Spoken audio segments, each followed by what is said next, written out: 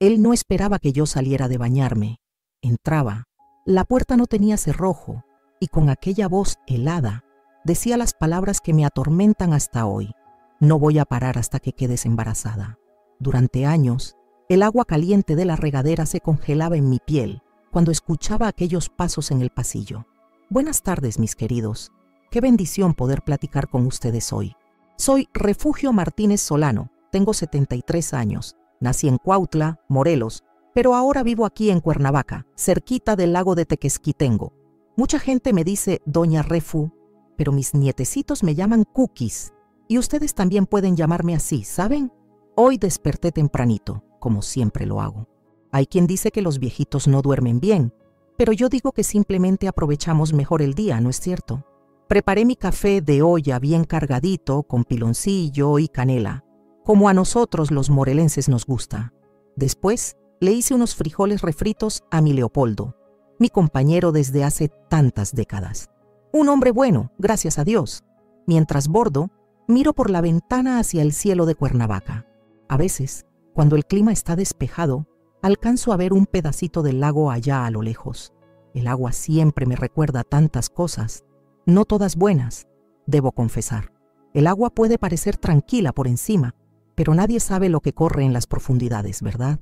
Antes de seguir, quisiera pedirles con todo el corazón que le den like a este video y se suscriban al canal. Es un gesto pequeñito, pero ayuda muchísimo a esta viejita aquí a seguir compartiendo sus historias. Y cuéntenme aquí en los comentarios de qué pueblito o ciudad me están viendo y a qué horita del día encontraron este video. ¿Por la mañanita con el cafecito, después de comer o ya de noche? Siempre leo todos los comentarios y me da tanta alegría saber de dónde son y cuándo sacan un ratito del día para escuchar las historias de esta abuelita. Cuéntenme, ¿va? Vamos a crear una cadena de cariño. Hoy voy a contarles una historia difícil, de esas que uno guarda dentro del pecho durante muchos años. Es sobre cómo el agua de la regadera puede sentirse helada, aunque esté caliente, sobre miedos que una niña no debería conocer, y sobre cómo a veces necesitamos hacer justicia con nuestras propias manos cuando nadie más está volteando a ver. Es una historia sobre sobrevivir cuando parece que no hay salida. Pero para entender cómo llegué hasta aquí, necesito volver en el tiempo, a cuando yo era apenas una niña en Cuautla, llena de sueños y sin imaginar las sombras que vendrían. Nací en 1952 en Cuautla, Morelos, en una casita sencilla en la colonia El Empleado. Era una época diferente, mis queridos. Las calles todavía eran de tierra y cuando llovía se hacían unos lodazales que no acababan nunca. Nuestra casa quedaba cerquita de la vía del tren. Recuerdo el ruido que hacía cuando pasaba. Todo temblaba, las tazas bailaban en el mueble. Mi mamá, Dolores, siempre corría a sujetar los platos. Éramos una familia humilde. Mi papá, Abundio, trabajaba en el ferrocarril. Un hombre callado, de pocas palabras, pero con manos enormes y callosas del trabajo pesado. Salía antes de que amaneciera y regresaba cuando ya había oscurecido. Mi mamá cuidaba de la casa y trabajaba lavando ropa para afuera. Yo le ayudaba desde chiquita, cargando las cubetas, planchando la ropa más sencilla. Las manos de ella estaban rojas y agrietadas del jabón corriente, pero nunca la escuché quejarse. Teníamos una vida modesta, pero no nos faltaba nada grave. Mi mamá sabía hacer milagros con poco. Una papa se convertía en una comida completa. Un pedacito de carne rendía para todos. En nuestra mesita de madera oscura nos reuníamos para cenar. Yo, mis papás y mi hermano Salvador, 2 años mayor que yo. Salvador era mi protector. Cuando los otros niños se burlaban de mí en la escuela por mi cabello rojizo, cosa rara en aquella época y que hacía que me llamaran zanahoria, era él quien me defendía. El que se mete con mi hermana, se mete conmigo, decía, sacando el pecho flaquito. Después, en el camino de regreso a casa, nos reíamos mientras pateábamos piedritas en la calle. La escuela quedaba a 20 minutos caminando. Íbamos a pie con nuestros cuadernos amarrados con mecate. La maestra Esperanza, una señora delgada de cabello canoso, siempre peinado en un chongo apretado, tenía una regla que golpeaba contra el escritorio cuando el grupo platicaba. Refugio, lee el siguiente párrafo, ordenaba. Y yo temblaba, las letras bailando frente a mis ojos. Me gustaba estudiar, pero era demasiado tímida para hablar en voz alta. Nuestra infancia era sencilla, llena de juegos que hoy nadie conoce ya. Jugábamos matatena con piedritas, avión rayado en el suelo, escondidillas entre los tendederos de ropa. En verano, cuando apretaba el calor, mi mamá llenaba una tina grande en el patio y nos refrescábamos, salpicando agua por todos lados. Ella fingía que regañaba, pero después se unía a nosotros, mojándose los pies, riendo como una niña. El baño en aquella época era todo un evento. No teníamos boiler. El agua se calentaba en la estufa de leña y se vaciaba en una tina de metal. Primero se bañaba mi papá, después mi hermano, luego yo y al último mi mamá. Así ahorrábamos agua. En el invierno morelense tan frío, aquel baño caliente era una bendición. Mi mamá tallaba mi espalda con un trapo áspero mientras cantaba canciones antiguas. La vida seguía así, predecible y segura, hasta mis 9 años, cuando todo empezó a cambiar. Mi mamá comenzó a toser. Al principio era solo una tosecita seca que disimulaba tapándose la boca con el delantal. Después la tos se puso más fuerte y a veces venía acompañada de un pañuelo manchado de rojo que escondía rápido cuando me veía. En el invierno de 1962, cuando yo tenía 10 años, la tos de mi mamá empeoró mucho. El doctor vino a nuestra casa una noche. Recuerdo que entró con su maletín negro, el olor fuerte de medicina en el aire. Esa noche escuché a mi papá llorando en el cuarto, la primera y única vez que vi a aquel hombre fuerte derramar lágrimas. Mi mamá tenía tuberculosis. En aquella época era casi una sentencia de muerte. Intentaron internarla en el sanatorio de Huaxtepec, pero ya era demasiado tarde. Se consumió rápido, como una vela que se apaga con un soplo fuerte. En 3 meses se fue. Recuerdo el cajón sencillo, las flores del campo que cortamos para ella, el llanto contenido de mi papá, las manos temblorosas de mi hermano apretando las mías. El luto cubrió nuestra casa como una cobija pesada. Mi papá se cerró todavía más. Empezó a tomar los fines de semana, quedándose horas sentado en la silla de la cocina, mirando la nada. Salvador y yo asumimos muchas tareas de la casa. Yo, con apenas 10 años, ya cocinaba, lavaba, limpiaba. Mis manos pequeñas trataban de imitar los gestos de mi mamá, pero nada parecía correcto sin ella. 6 meses después de la muerte de mi mamá, mi papá llegó a casa acompañado. Una mujer alta, delgada, de cabello negro y lacio, entró a nuestra cocina. Su nombre era Pilar. Tenía una mirada fría, calculadora. «Niños, ella es Pilar. Va a cuidar de ustedes y de la casa ahora», anunció mi papá sin mirarnos directamente. No era un pedido de permiso, era una comunicación. Pilar no era una mujer mala, no completamente. Mantenía la casa en orden, cocinaba bien, pero no había calor en sus acciones. Sus manos nunca acariciaban nuestras cabezas. Su voz nunca cantaba mientras trabajaba. Era eficiente como una máquina. 3 meses después, se casaron en una ceremonia rápida en el registro civil y enseguida vino la noticia. Mi papá sería transferido para trabajar en otra ciudad. Salvador, que ya tenía 14 años, se quedaría en Cuautla, en casa de un tío, para terminar la escuela. Yo, sin embargo, tendría que acompañarlos. Lloré abrazada a mi hermano en la despedida, prometiendo que nos escribiríamos cartas todas las semanas. Fue así que, a los 11 años, dejé Cuautla con mi papá y su nueva esposa. Nuestro destino era Temixco, donde mi papá trabajaría en la ampliación del ferrocarril. Era 1963 y yo no sabía que aquella mudanza sería apenas el inicio de un camino mucho más oscuro de lo que podía imaginar. Temixco en 1963 era un pueblo pequeño, más chico que Cuautla. Llegamos en una tarde de octubre, con el calor pegajoso típico de Morelos. La casa que mi papá había conseguido era de adobe, con techo de tejas rojas, ubicada en las afueras del pueblo, cerca de los cañaverales. Era una construcción antigua, de esas que te hacían sentir observada incluso cuando estabas sola. Tenía 2 recámaras, una cocina con estufa de leña, un comedor pequeño y un baño sin puerta que cerrara bien. Desde el primer día, esa puerta sin cerrojo me inquietó, pero no entendía todavía por qué. Los primeros meses fueron de adaptación. Mi papá salía temprano y regresaba tarde, igual que en Cuautla. Pilar se encargaba de la casa con eficiencia militar. Yo ayudaba en todo: barrer, lavar trastes, tender la ropa. Ella me enseñó a hacer tortillas a mano, aunque sus instrucciones venían sin paciencia ni cariño. La escuela en Temixco era todavía más chica que la de Cuautla. Una sola aula grande donde estudiaban niños de diferentes edades. La maestra Concepción, una mujer robusta de mejillas rosadas, intentaba mantener el orden entre 30 niños inquietos. Yo me sentaba hasta atrás, callada, extrañando a Salvador, extrañando mi casa, extrañando a mi mamá. Los otros niños me veían como la foránea. Nadie se acercaba mucho. En los recreos me quedaba sola bajo un árbol de mango, mirando cómo los demás jugaban. Le escribía cartas largas a Salvador, contándole sobre el pueblo, sobre la escuela, sobre lo mucho que extrañaba nuestra vida anterior. Pilar cocinaba bien, eso no podía negarlo. Hacía mole rojo que dejaba la lengua ardiendo, caldo de res con verduras frescas del mercado, arroz rojo con plátano macho frito. Pero cada comida se sentía mecánica, sin el amor que mi mamá ponía en cada guiso. Por las noches, después de cenar, mi papá se quedaba dormido en su silla mientras Pilar lavaba los trastes.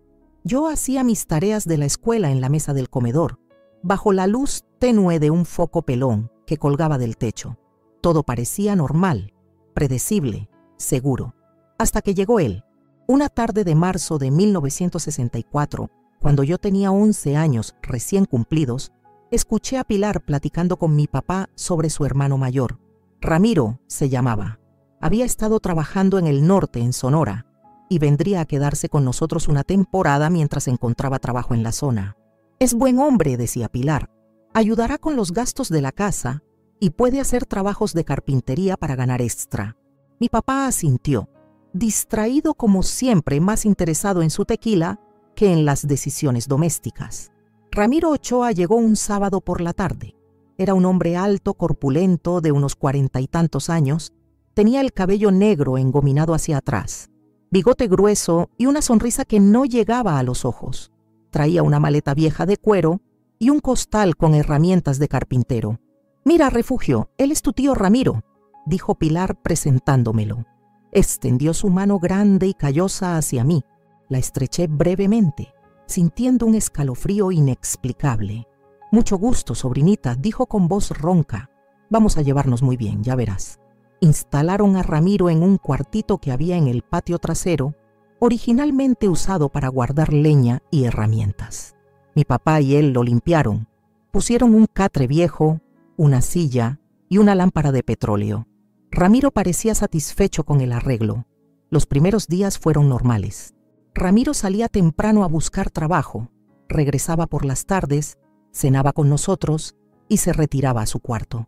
Era callado durante las comidas, pero siempre me miraba. Una mirada larga, penetrante, que me hacía bajar la vista hacia mi plato. «Refugio, pásame las tortillas», pedía, y cuando le extendía el canasto, sus dedos rozaban los míos más tiempo del necesario. «Refugio, sírveme más agua», ordenaba, y mientras llenaba su vaso, sentía sus ojos recorriéndome de arriba abajo. Comencé a sentirme incómoda en mi propia casa. Evitaba estar sola en el mismo cuarto que él. Cuando mi papá y Pilar estaban presentes, Ramiro actuaba normal, pero cuando ellos salían, aunque fuera al patio, él cambiaba. Una tarde, yo estaba barriendo el comedor. Pilar había ido al mercado y mi papá estaba en el trabajo. Ramiro entró a la casa, supuestamente a tomar agua. Se paró detrás de mí, tan cerca que podía sentir su aliento en mi nuca. «Eres una niña muy bonita, Refugio», susurró. «Te pareces a tu mamá». Pilar me contó sobre ella. Me quedé paralizada, apretando la escoba entre mis manos. No respondí. No sabía qué decir. Él se quedó ahí unos segundos más y luego se alejó, riendo bajito. Esa noche no pude dormir. Me quedé despierta mirando el techo de tejas, escuchando los grillos afuera, sintiendo que algo terrible estaba por comenzar. Las semanas siguientes, las incomodidades se volvieron más frecuentes. Ramiro encontraba excusas para tocarme. Un roce en el hombro al pasar, una palmada en la espalda que duraba demasiado, sus manos en mi cintura cuando me ayudaba a alcanzar algo en la alacena alta. No seas exagerada, decía riendo cuando yo me apartaba. Solo soy tu tío tratando de ayudar, intenté decirle a Pilar. Una tarde, mientras pelábamos papas en la cocina, junté valor. Pilar, el señor Ramiro me hace sentir incómoda a veces. Ella ni siquiera levantó la vista de las papas. No digas tonterías, Refugio. Ramiro es mi hermano. Es un hombre de bien.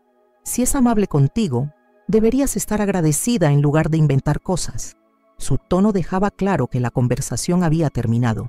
Intenté escribirle a Salvador, pero ¿cómo poner en palabras algo que apenas yo misma entendía?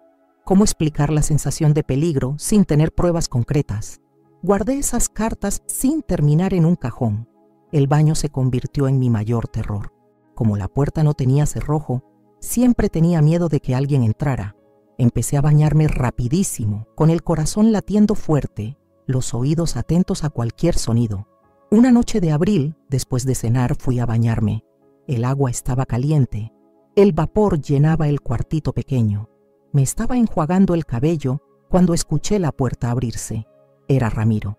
Entró y cerró la puerta detrás de él. Yo grité, cubriéndome con las manos, pero él solo sonreía. «Cállate, niña. Solo vine a traerte una toalla limpia. La que tienes está vieja». Dejó una toalla sobre el lavabo. Me miró de arriba a abajo sin prisa y salió. Me quedé temblando bajo el agua, ahora fría para mí aunque siguiera caliente. Lloré en silencio, sin entender qué estaba pasando, sin saber qué hacer. Esa fue la primera vez. No sería la última. Si alguna vez te has sentido indefensa, si alguna vez has tenido miedo en tu propia casa, cuéntamelo en los comentarios.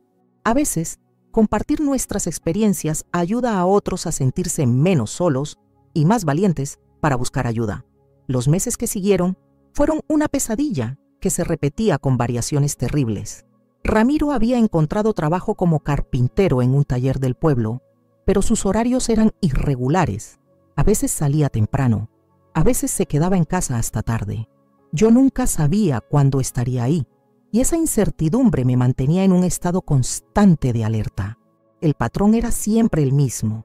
Esperaba momentos en que Pilar estuviera ocupada en el mercado o en casa de alguna vecina. Esperaba que mi papá estuviera en el trabajo. Y entonces me buscaba. Al principio eran solo miradas, luego roces accidentales, después comentarios sobre mi cuerpo que una niña de 11 años no debería escuchar. «Ya estás creciendo, sobrinita», decía, mirándome de una forma que me hacía querer desaparecer. «Pronto serás toda una señorita». Intentaba evitarlo, pero era imposible. La casa era pequeña. Si yo estaba en la cocina, él aparecía a tomar agua. Si estaba en el patio tendiendo ropa, él salía de su cuarto. Si estaba haciendo tareas en el comedor, él se sentaba a hacerme compañía. El baño seguía siendo mi mayor terror. Después de aquella primera vez que entró cuando me estaba bañando, comenzó a hacerlo con más frecuencia, siempre con alguna excusa. Que si traía jabón, que si la toalla estaba rota, que si necesitaba usar el lavabo. «No seas tímida, Refugio», decía riendo cuando yo gritaba para que saliera. «Somos familia, no hay nada de malo».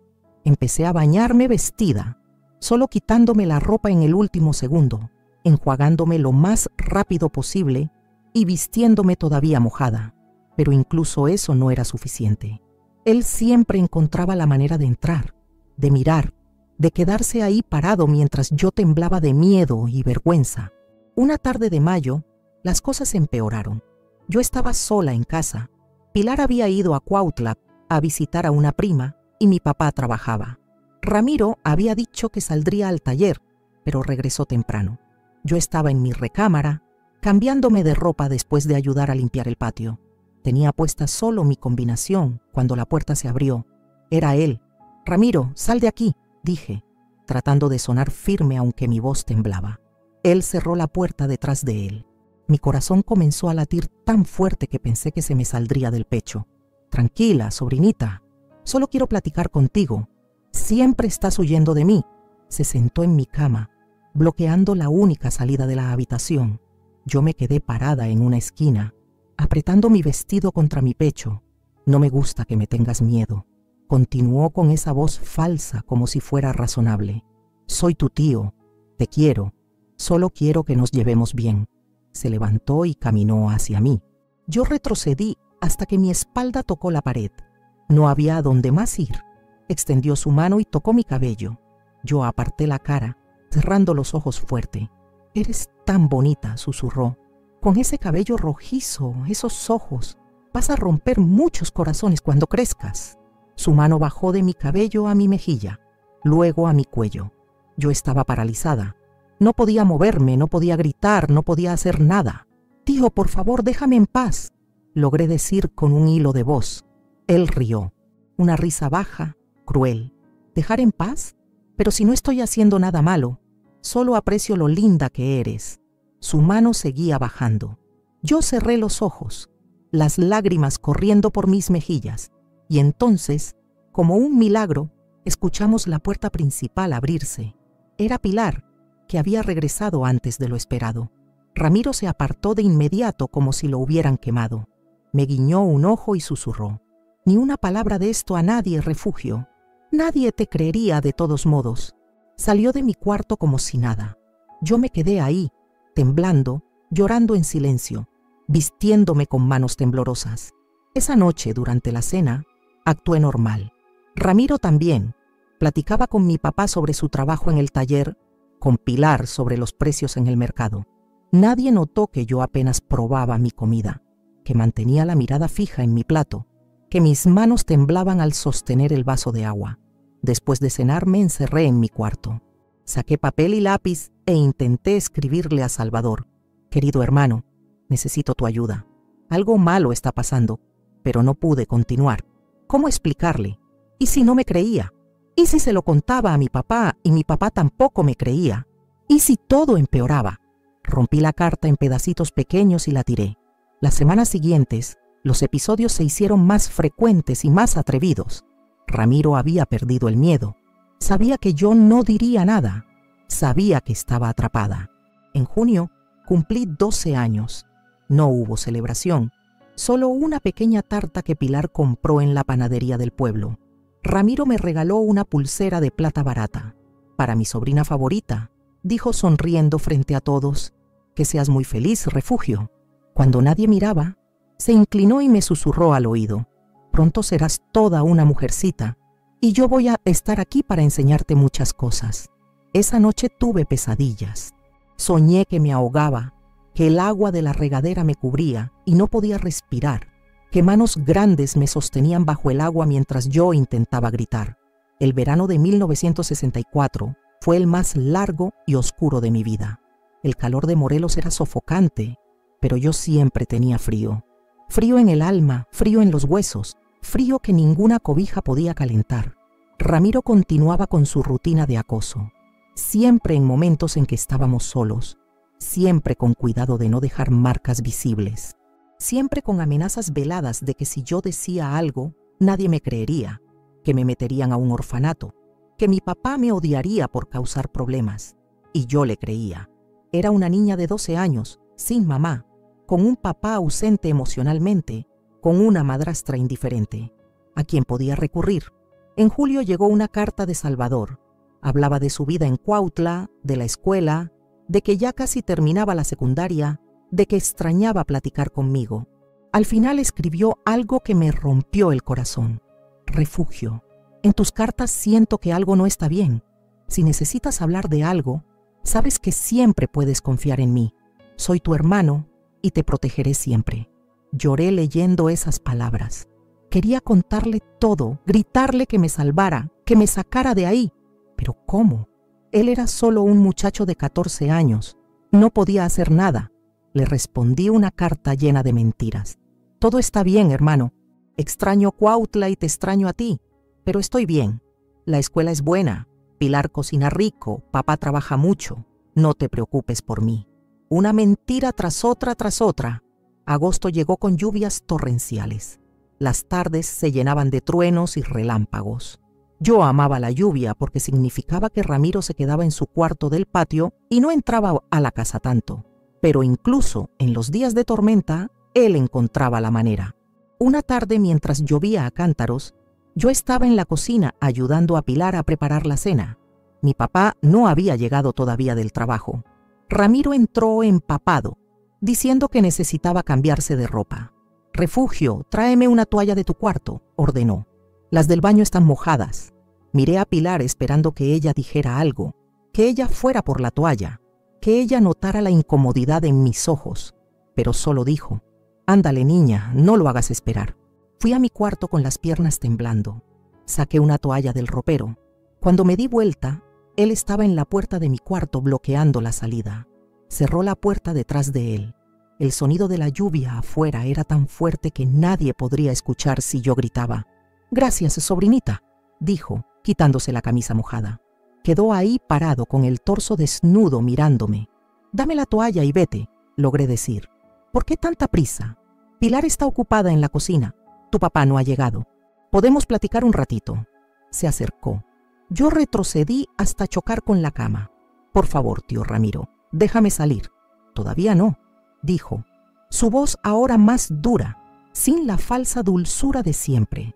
«Estoy cansado de que me evites, de que me trates como si fuera un monstruo. Solo quiero que nos conozcamos mejor». Se sentó en mi cama, jalándome para que me sentara junto a él. Yo me resistí, pero era mucho más fuerte. Me sentó a la fuerza en sus piernas. «Suéltame», dije, tratando de levantarme. Pero sus brazos me rodeaban, manteniéndome ahí. Podía sentir su aliento en mi cuello, sus manos en mi cintura. «Tranquila, Refugio. Deja de pelear. Vas a ver que no es tan malo». Y entonces, en ese momento de terror absoluto, escuchamos el grito de Pilar desde la cocina. «Ramiro, la cena ya está. Abundio acaba de llegar». Él me soltó inmediatamente. Me miró con esos ojos fríos y dijo: «Continuamos después, sobrinita. No creas que me he olvidado de ti».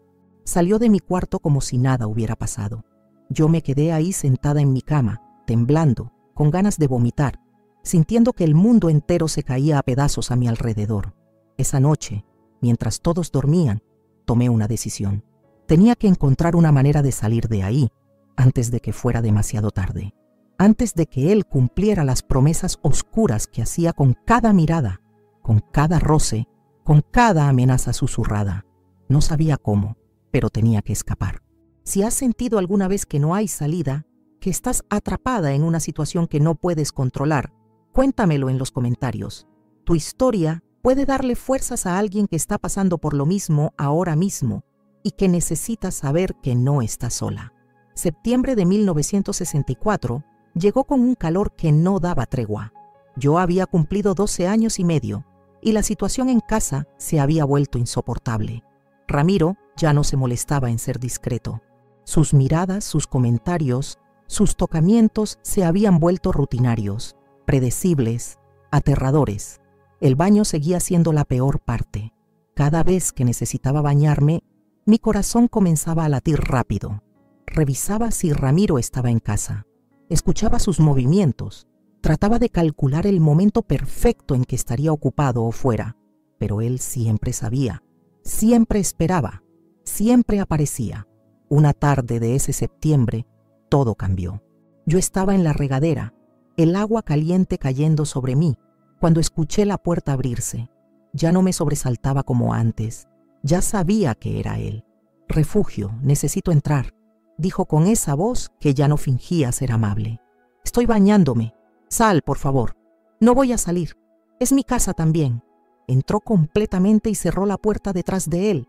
Yo me cubrí con las manos, apretándome contra la pared de azulejos fríos. «Tienes que dejar de actuar como niña asustada», dijo acercándose.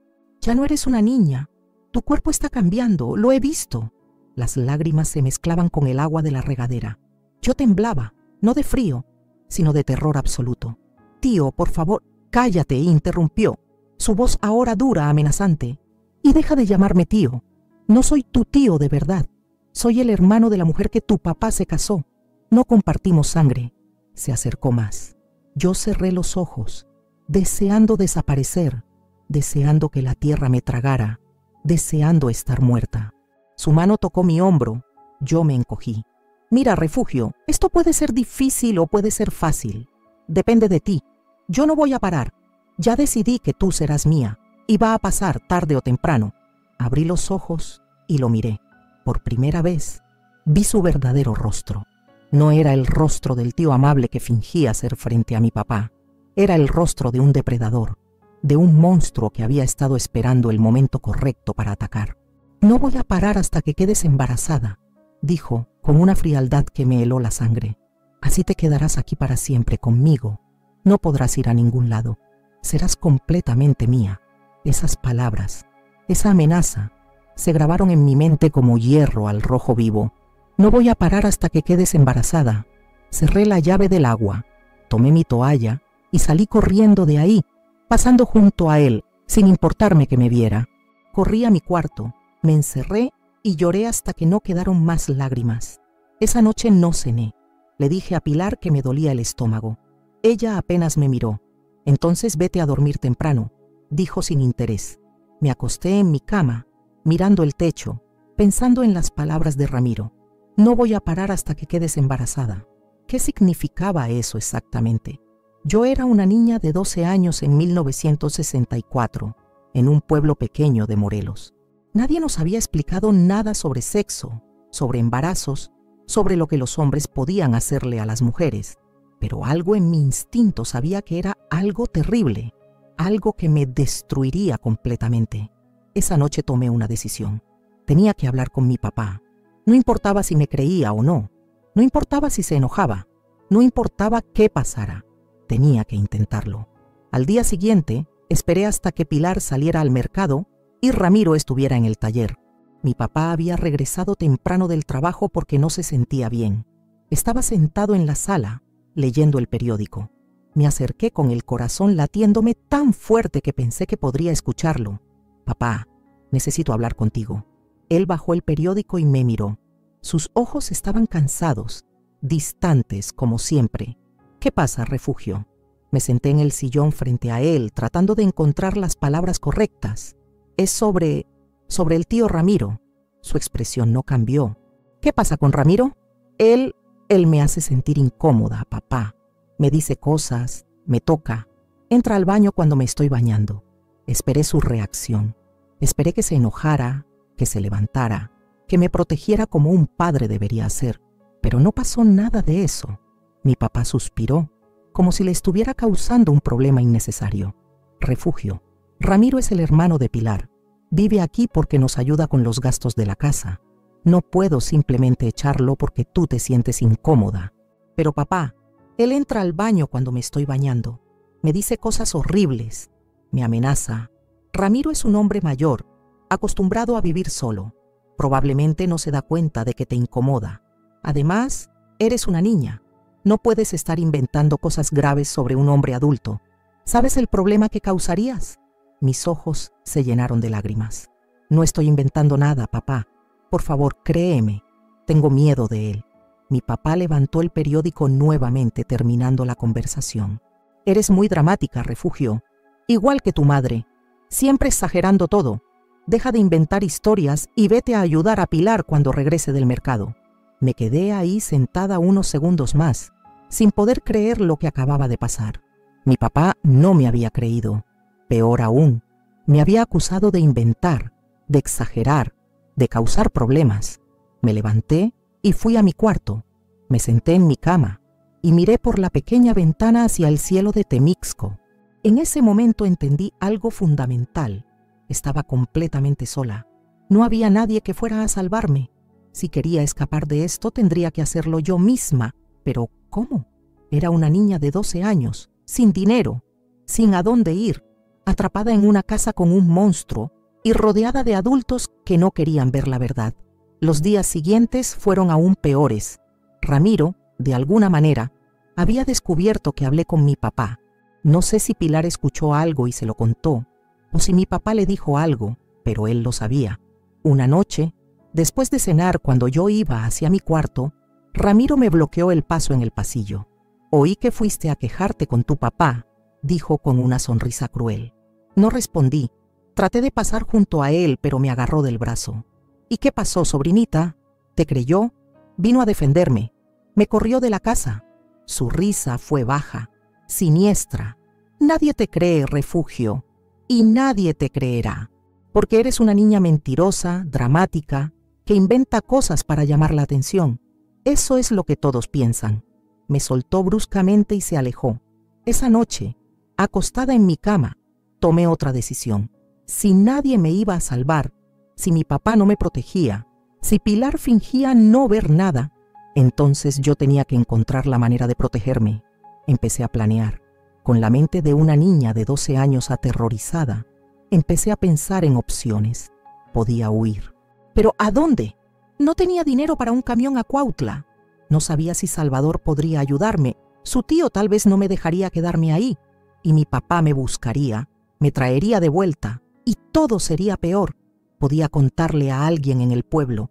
¿Pero a quién? A la maestra Concepción, tal vez. ¿Pero qué pasaría entonces? Probablemente hablarían con mi papá. Él diría que yo inventaba cosas. Y Ramiro se vengaría después. Podía resistir.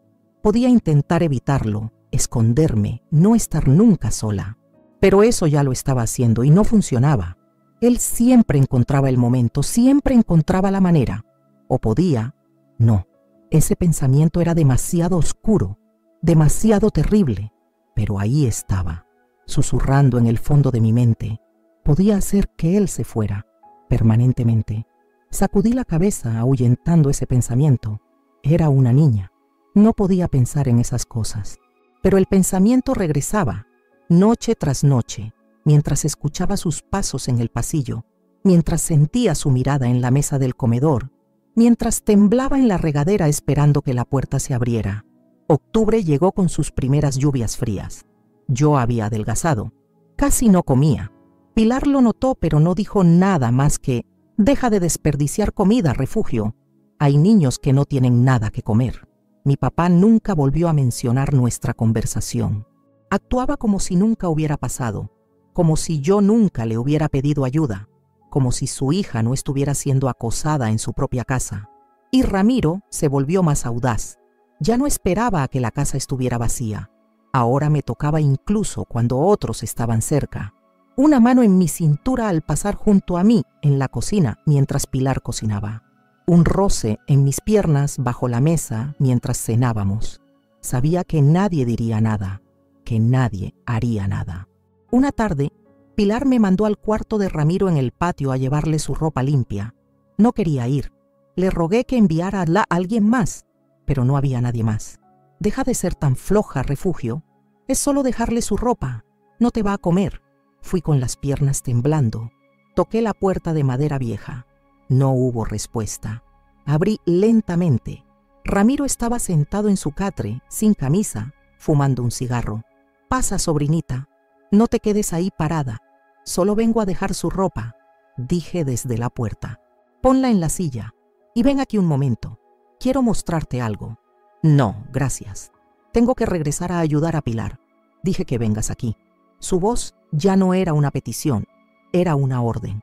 Entré, dejé la ropa en la silla y me quedé junto a la puerta, lista para salir corriendo. «Cierra la puerta». «No». Se levantó del catre y caminó hacia mí. Cerró la puerta él mismo. Estábamos encerrados en ese cuartito pequeño, oscuro, que olía a cigarro y sudor. «Refugio, ya me cansé de tu actitud. Ya me cansé de tener que perseguirte, de tener que esperar el momento perfecto. Hoy va a cambiar todo». Mi corazón latía tan rápido que pensé que me desmayaría. «Pronto, muy pronto vas a entender que no tienes opción, que me perteneces. Y cuando eso pase, cuando finalmente seas mía completamente, todo será más fácil. Para los dos». Se acercó y tocó mi mejilla. Yo aparté la cara. «Vete acostumbrando a mí, sobrinita, porque no voy a ningún lado, y tú tampoco». En ese momento escuchamos a Pilar llamando desde la casa. «Refugio, ¿dónde estás? Necesito que me ayudes con la cena». Ramiro sonrió. «Sálvate por la campana, pero recuerda lo que te dije, muy pronto». Salí corriendo de ahí, con lágrimas corriendo por mis mejillas, sintiendo que me estaba ahogando aunque estuviera al aire libre. Esa noche, mientras todos dormían, escribí en mi diario, un cuaderno viejo que escondía bajo mi colchón. «Ya no puedo más. Si nadie me va a ayudar, tendré que ayudarme a mí misma. No sé cómo, pero encontraré la manera. Porque morir sería mejor que seguir viviendo así». Tenía 12 años y ya estaba pensando que la muerte sería un escape. Si alguna vez has sentido que no vales nada, que nadie te escucha, que tus gritos de ayuda caen en oídos sordos, por favor cuéntamelo en los comentarios.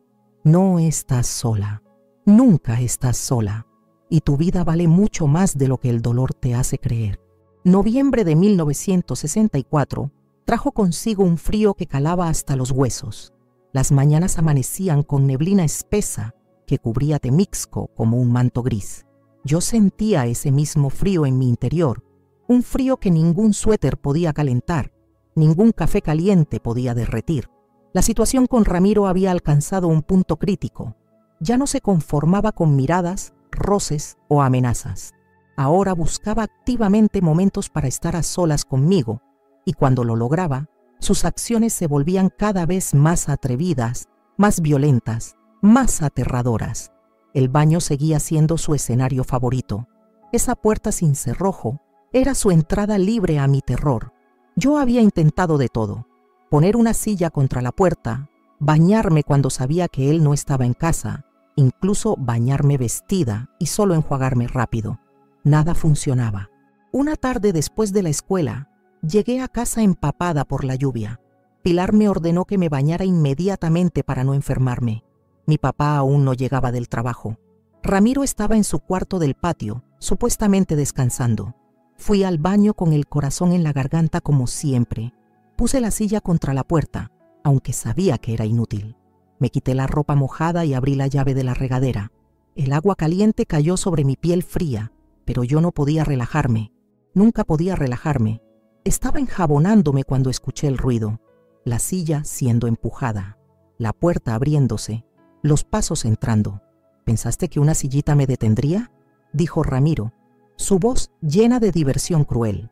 Yo grité tan fuerte como pude, pero Pilar estaba en el mercado y las casas vecinas estaban lejos. Nadie podía escucharme. Grita todo lo que quieras, no, sobrinita. Aquí no hay nadie que te salve. Se acercó a la cortina de plástico que separaba la regadera del resto del baño. La corrió a un lado. Yo me cubrí con las manos, temblando, llorando, rogando. Por favor, tío Ramiro, déjame en paz, por favor. Ya te dije que dejes de llamarme tío. Y también te dije que no iba a parar. Extendió su mano y tocó mi hombro mojado. Yo me encogí contra la pared de azulejos fríos. Mira qué bonita estás creciendo, dijo. Su voz espesa, sus ojos recorriendo mi cuerpo de una manera que me hacía querer arrancarme la piel. Cada día más, señorita. Aléjate de mí, logré decir entre sollozos. Él rió. ¿O qué? ¿Vas a contarle a tu papá otra vez? Ya vimos cómo resultó eso. No te creyó. Nadie te cree. Nadie te va a creer nunca. Su mano bajó de mi hombro hacia mi brazo, luego hacia mi cintura. Yo cerré los ojos fuerte, deseando desaparecer, deseando estar en cualquier otro lugar del mundo. Pronto, refugio. Muy pronto vas a dejar de pelear. Vas a aceptar lo que va a pasar. Y cuando quedes embarazada, serás mía para siempre. No podrás irme a ningún lado. Nadie te querrá. Solo yo. Esas palabras, cuando quedes embarazada, se repetían en mi cabeza como una pesadilla. Aunque no entendía completamente qué significaba, sabía que era algo terrible, algo que me encadenaría a él para siempre. En ese momento, escuchamos la puerta principal de la casa abrirse. Era Pilar regresando del mercado. Ramiro se apartó, pero antes de salir se inclinó y susurró en mi oído. La próxima vez, sobrinita, la próxima vez no habrá interrupciones, te lo prometo. Salió del baño dejando la puerta abierta. Yo me quedé ahí bajo el agua, ahora fría para mí, llorando sin control, sintiendo que me desmoronaba por completo. Esa noche no pude cenar. Le dije a Pilar que me dolía la cabeza. Ella apenas me prestó atención, como siempre. Me fui a mi cuarto y me acosté, mirando el techo, pensando. Tenía que hacer algo. No podía seguir así.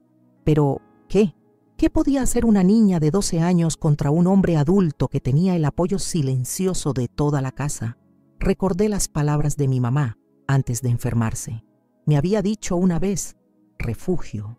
A veces en la vida te encuentras con personas malas y cuando no hay nadie que te defienda, tienes que defenderte tú misma como sea necesario. En ese momento, cuando tenía quizás 8 años, no entendí lo que quería decir, pero ahora, acostada en mi cama en esa casa fría de Temixco, lo entendí perfectamente. Los días siguientes fueron una tortura silenciosa. Ramiro me miraba durante las comidas con una sonrisa que prometía horrores. Pilar seguía ignorando todo, ocupada en sus quehaceres domésticos, ciega voluntaria ante lo que pasaba en su propia casa. Mi papá trabajaba largas horas y cuando estaba en casa se encerraba en su silencio y su tequila. Yo había dejado de ser una niña.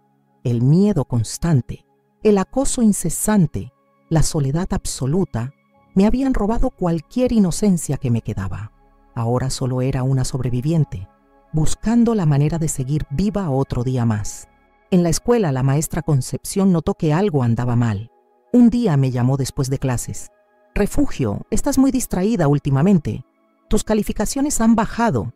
¿Está todo bien en casa?» Era mi oportunidad. Podía contarle todo. Podía pedirle ayuda. Pero las palabras de Ramiro resonaban en mi cabeza. «Nadie te va a creer nunca». «Todo está bien, maestra», mentí. «Solo he estado un poco cansada». Ella me miró con preocupación, pero no insistió. Nadie insistía.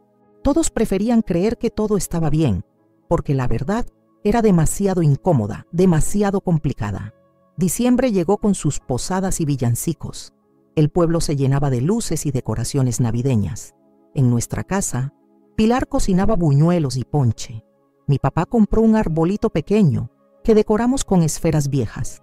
Todo parecía normal desde afuera, pero yo sabía que se acercaba algo terrible. Lo sentía en la manera en que Ramiro me miraba, en cómo sus comentarios se habían vuelto más directos, más amenazantes. Ya no hablaba de algún día o pronto, ahora hablaba de esta semana o muy pronto, en cualquier momento. Una tarde, una semana antes de Navidad, Pilar anunció que iría a Cuautla a pasar 2 días con una prima enferma. Mi papá trabajaría turnos dobles esos días, porque había mucho trabajo en el ferrocarril por las fiestas. Cuando escuché eso, supe que había llegado el momento. Ramiro también lo supo. Lo vi en sus ojos, en su sonrisa, en la manera en que me miró durante la cena esa noche. 2 días completos, dijo Pilar, sin darse cuenta de lo que sus palabras significaban para mí. «Refugio, te vas a quedar aquí a cargo de la casa. Ya tienes 12 años, ya eres señorita. Puedes cuidar de tu papá y de Ramiro. ¿No puedo ir contigo a Cuautla?», pregunté, tratando de no sonar desesperada. «No, niña. Alguien tiene que quedarse a cuidar la casa y a hacer de comer. Además, tu hermano Salvador preguntó por ti. Le puedo llevar una carta si quieres». Una carta. Salvador, mi hermano. En ese momento tuve una idea. Esa noche, escribí la carta más importante de mi vida. No le conté todo a Salvador. No podía poner esas palabras en papel, pero escribí lo suficiente. «Querido hermano, las cosas no están bien aquí. Necesito que vengas a buscarme. Por favor, Salvador, te necesito. Tengo miedo. No puedo explicar más, pero si me quieres, si te importa tu hermana, ven a Temixco lo más pronto posible. Te esperaré. Tu hermana que te extraña, Refugio». Le di la carta a Pilar la mañana siguiente. Ella la guardó en su bolsa sin leerla y se fue a Cuautla.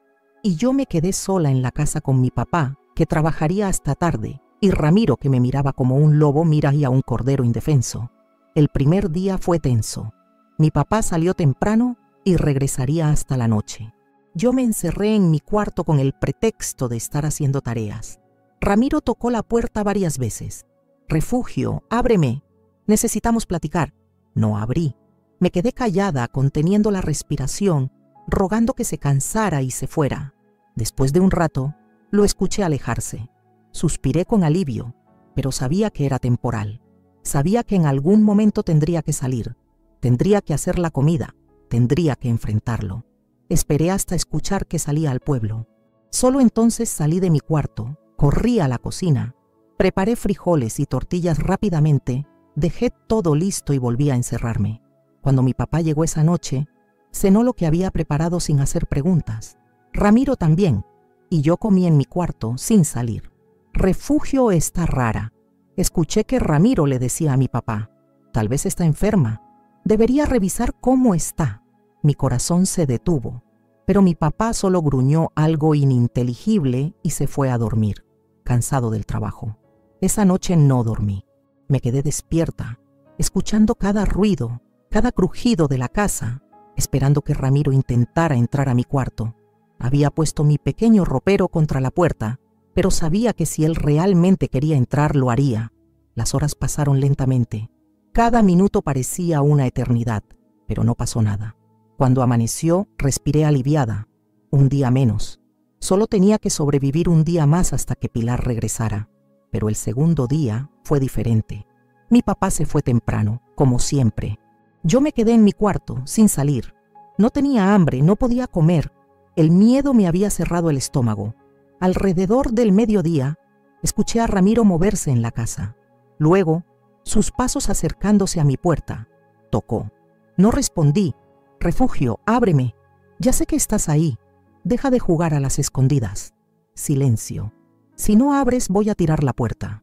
Y no va a ser bonito. Es mejor que me abras tú misma. Mi corazón latía tan fuerte que pensé que me estallaría en el pecho. Voy a contar 1, hasta 3. 2. Antes de que dijera 3, algo dentro de mí se quebró. No era miedo. Era algo diferente. Era rabia. Rabia contra él. Contra mi papá que no me protegía. Contra Pilar que fingía no ver. Contra un mundo que permitía que hombres como Ramiro existieran. Me levanté de la cama. Fui hacia el pequeño escritorio donde hacía mis tareas. Tomé las tijeras que usaba para recortar papel. Las sostuve en mi mano, sintiendo su peso, su frialdad, su potencial. Los pasos de Ramiro se alejaron de mi puerta. Pensé que se había ido, que me había dado un día más de respiro. Pero entonces escuché otro sonido, el sonido del agua corriendo en el baño. Ramiro se estaba bañando, y en ese momento, con las tijeras en mi mano y la rabia ardiendo en mi pecho, supe lo que tenía que hacer. Si has sentido alguna vez que la única opción que te queda es pelear, aunque no sepas cómo, aunque tengas miedo, cuéntamelo en los comentarios. A veces la valentía no es no tener miedo, sino actuar a pesar del miedo que te paraliza. Me quedé parada en medio de mi cuarto, sosteniendo las tijeras, escuchando el agua de la regadera correr en el baño. Mi mente trabajaba rápido, procesando opciones, posibilidades, consecuencias. Podía hacer algo ahora, mientras él estaba distraído, vulnerable, indefenso como yo había estado tantas veces bajo esa misma agua. ¿Pero qué exactamente? ¿Lastimarlo? ¿Matarlo? ¿Podía una niña de 12 años hacer algo así? Las tijeras temblaban en mi mano, no por el peso, sino porque mi cuerpo entero temblaba. No era solo miedo, era adrenalina, rabia, desesperación, instinto de supervivencia, todo mezclado en un cóctel tóxico que nublaba mi razón. Di un paso hacia la puerta de mi cuarto, luego otro. Mis pies se movían solos, como si pertenecieran a otra persona. Abrí la puerta lentamente, tratando de no hacer ruido. El pasillo estaba vacío. La puerta del baño estaba cerrada, pero no con llave. Nunca había llave. El agua seguía corriendo. Caminé hacia allá, las tijeras escondidas detrás de mi espalda. Llegué hasta la puerta. Puse mi mano en el pomo. Estaba a segundos de entrar, de hacer algo irreversible, algo que cambiaría mi vida para siempre, cuando escuché otro sonido. La puerta principal de la casa abriéndose. Me paralicé. Era mi papá. ¿Había regresado temprano? Era Pilar que volvió antes de tiempo. Corrí de vuelta a mi cuarto y cerré la puerta lo más silenciosamente que pude. Escondí las tijeras bajo mi almohada y esperé, el corazón latiéndome en los oídos. Escuché voces masculinas. Una era mi papá, la otra era familiar, pero no podía ubicarla. Abrí mi puerta una rendija y escuché. Gracias por venir tan rápido, Abundio. Pilar me dio la carta de refugio y vine inmediatamente. Dice que está asustada, que necesita ayuda. Era Salvador. Mi hermano había venido. Las lágrimas brotaron de mis ojos. Habló venido. Había recibido mi carta y había venido a rescatarme. El agua de la regadera se detuvo. Ramiro había terminado de bañarse. Salió del baño con una toalla amarrada en la cintura, su cabello mojado, y se encontró con mi papá y Salvador en la sala. ¿Qué pasa?, preguntó notando la tensión. El hermano de refugio está aquí, dijo mi papá. Dice que ella le escribió una carta preocupante. Ramiro me miró. Yo había salido de mi cuarto al escuchar la voz de Salvador. Nuestras miradas se encontraron. En sus ojos vi una advertencia clara. No digas nada. pero yo ya había callado demasiado tiempo. Salvador, dije, mi voz quebrándose, necesito hablar contigo, a solas. Salvador me miró y vio algo en mis ojos que lo alarmó. Tenía 14 años, casi 15, pero en ese momento pareció mucho mayor, más protector, más determinado. Claro, Refugio, vamos afuera. Salimos al patio trasero. El día estaba nublado, amenazaba con llover. Nos sentamos en unas sillas viejas junto al cuarto de Ramiro. ¿Qué pasa, hermanita? Tu carta me asustó mucho. Y entonces, por primera vez, lo solté todo. Le conté sobre las miradas de Ramiro, los tocamientos, las amenazas, cómo entraba al baño cuando me bañaba, sus promesas oscuras sobre embarazarme, cómo había hablado con mi papá y no me creyó, cómo Pilar fingía no ver nada. Salvador escuchó en silencio, su mandíbula apretándose más con cada palabra, sus manos cerrándose en puños, sus ojos llenándose de una rabia que nunca le había visto. Cuando terminé, él se quedó callado un momento largo. Luego dijo, te voy a sacar de aquí. ¿Cómo? Papá no va a dejar que me vaya contigo. No le estoy preguntando. Te vienes conmigo a Cuautla. Vas a vivir con nuestro tío. Y si papá tiene algún problema con eso, le voy a contar a todo el pueblo lo que ese cerdo le haya estado haciendo a su hija. Volvimos a entrar a la casa. Salvador caminó directo hacia mi papá, que estaba sentado en la sala. Ramiro se había vestido y también estaba ahí, fumando un cigarro, tratando de actuar casual. Abundio, Refugio se viene conmigo a Cuautla. Mi papá lo miró sorprendido. ¿Cómo que se va contigo? Ella vive aquí, conmigo. Ella no está segura aquí. Me contó todo sobre lo que este tipo le ha estado haciendo. Salvador señaló a Ramiro con desprecio. Ramiro se levantó fingiendo indignación. ¿Qué cosas te dijo? Seguro son mentiras. La niña tiene mucha imaginación. Cállate, interrumpió Salvador. No te hablo a ti, te hablo a ti, Abundio. Tu hija te pidió ayuda y no hiciste nada. Preferiste creerle a este desgraciado que a tu propia sangre. Eres un mal padre. Mi papá se puso rojo de ira. No te permito que me hables así, muchacho. Yo soy tu padre, y yo soy el hermano de Refugio, y la voy a proteger, ya que tú no lo hiciste. El ambiente se puso tenso. Ramiro dio un paso hacia Salvador, amenazante. Mira, escuincle, mejor te largas de aquí antes de que... No terminó la frase. Salvador, a pesar de ser más joven y más pequeño, se lanzó contra él. Los dos cayeron al suelo, golpeándose. Mi papá gritó, tratando de separarlos. Yo me quedé paralizada, viendo cómo mi hermano peleaba por mí, como nadie más lo había hecho. Finalmente, mi papá logró separarlos. Salvador tenía el labio sangrando. Ramiro tenía un ojo morado comenzando a hincharse. ¡Basta!, gritó mi papá. Salvador, te vas ahora mismo de mi casa. Me voy, dijo Salvador limpiándose la sangre de la boca. Y Refugio se va conmigo. Ella se queda aquí. No, papá, dije, sorprendiéndome a mí misma con la firmeza de mi voz. Me voy con Salvador. Ya no me quedo aquí. Si me obligas a quedarme, voy a gritar todo lo que me ha hecho Ramiro por todo el pueblo. Voy a contarle a la maestra, al padre de la iglesia, a todos los vecinos. Y cuando Pilar regrese, también se van a enterar. Mi papá me miró como si no me reconociera. Tal vez porque era la primera vez que me veía pararme firme, la primera vez que me escuchaba alzar la voz. Ramiro también me miraba, pero en sus ojos ya no había arrogancia, había preocupación. Porque sabía que si yo hablaba, si yo contaba todo, aunque no todos me creyeran, su vida en el pueblo se volvería incómoda. Está bien, dijo mi papá finalmente, derrotado. Llévatela. Total, siempre ha sido una niña problemática. Esas palabras dolieron más que cualquier cosa que Ramiro me hubiera hecho. Mi propio padre llamándome problemática por haber sido víctima. Fui a mi cuarto, metí mi poca ropa en una bolsa, tomé el cuaderno donde escribía y la foto de mi mamá, que guardaba bajo la almohada. En menos de 10 minutos estaba lista. Salvador me esperaba en la puerta. Salimos sin mirar atrás. Caminamos hacia la parada de camiones en silencio. Cuando estuvimos lejos de la casa, Salvador me abrazó. Perdóname, Refugio. Perdóname por no haber estado ahí. Perdóname por no haberte protegido. Lloré en sus brazos. Lloré por todo lo que había pasado, por todo lo que casi pasó, por todo lo que perdí en esos meses en Temixco, El camión a Cuautla llegó media hora después. Subimos.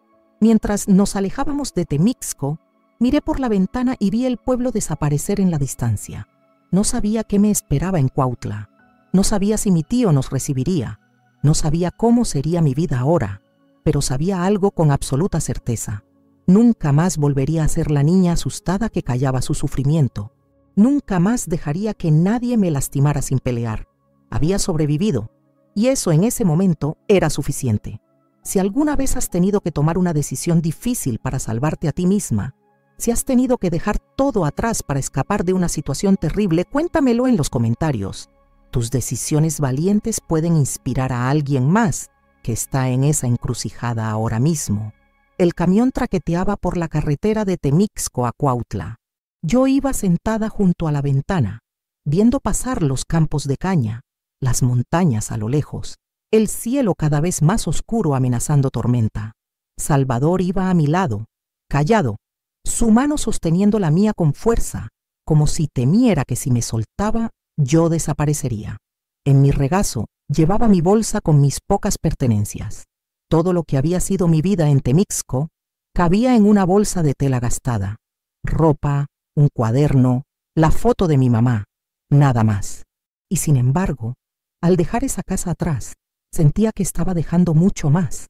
El miedo constante, las noches sin dormir, el agua helada de la regadera, la voz de Ramiro susurrando amenazas.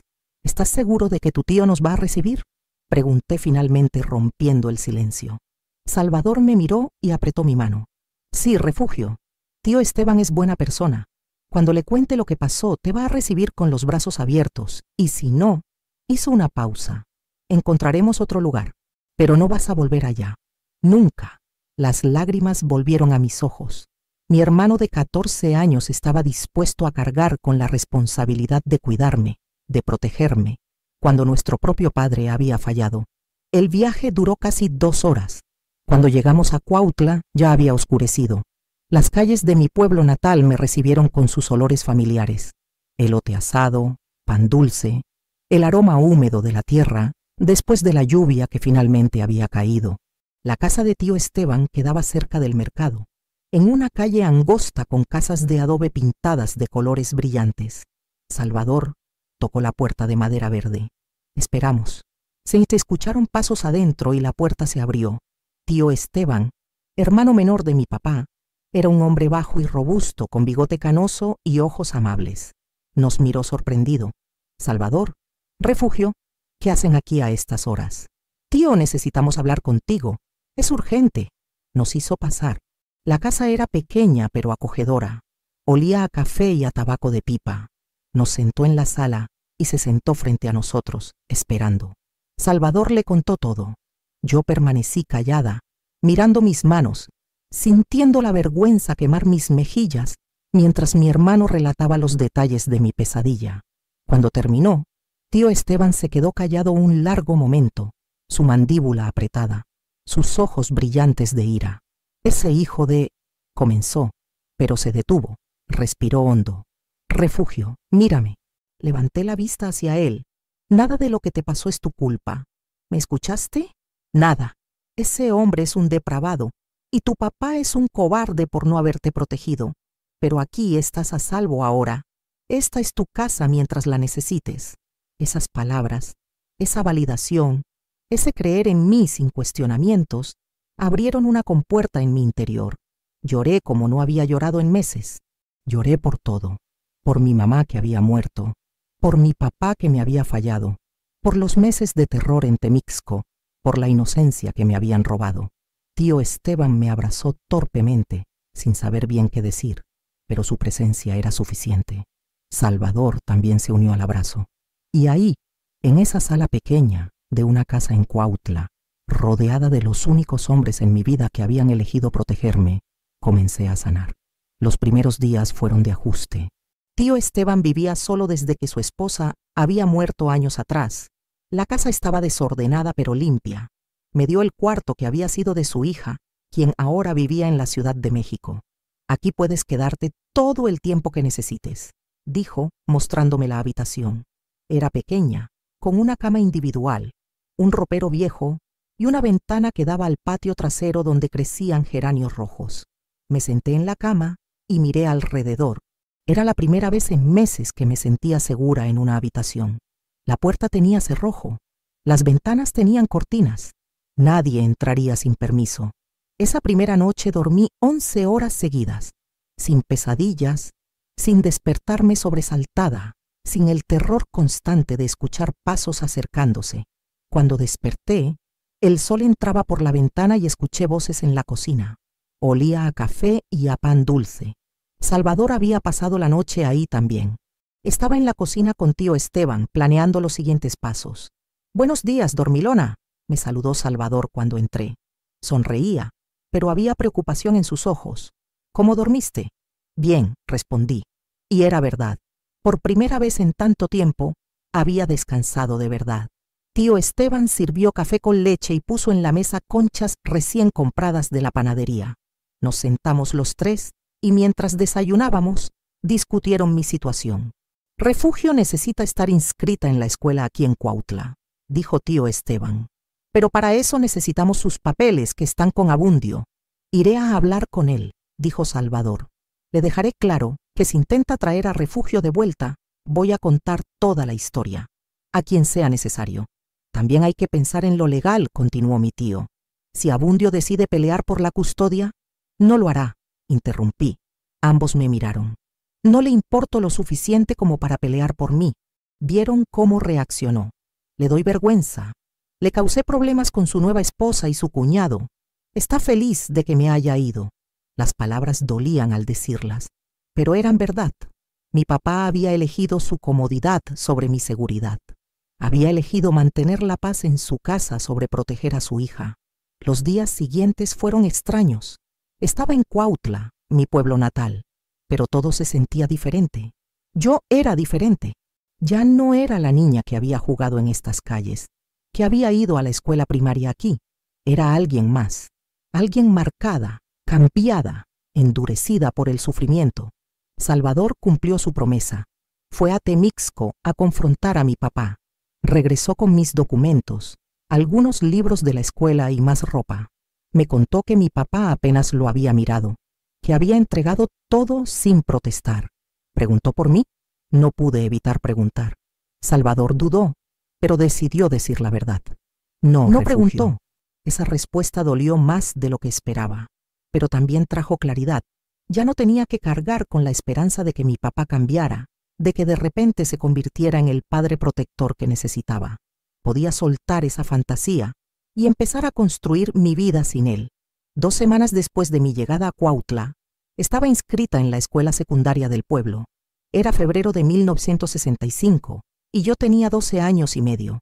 Me asignaron a un grupo con estudiantes de mi edad. Al principio fue difícil. Los demás ya tenían sus grupos de amigos. Yo era la nueva, la callada, la que siempre se sentaba hasta atrás. Pero había una diferencia fundamental con mi experiencia en Temixco. Aquí me sentía segura. Podía concentrarme en aprender sin el terror constante. Podía usar el baño de la escuela sin pánico.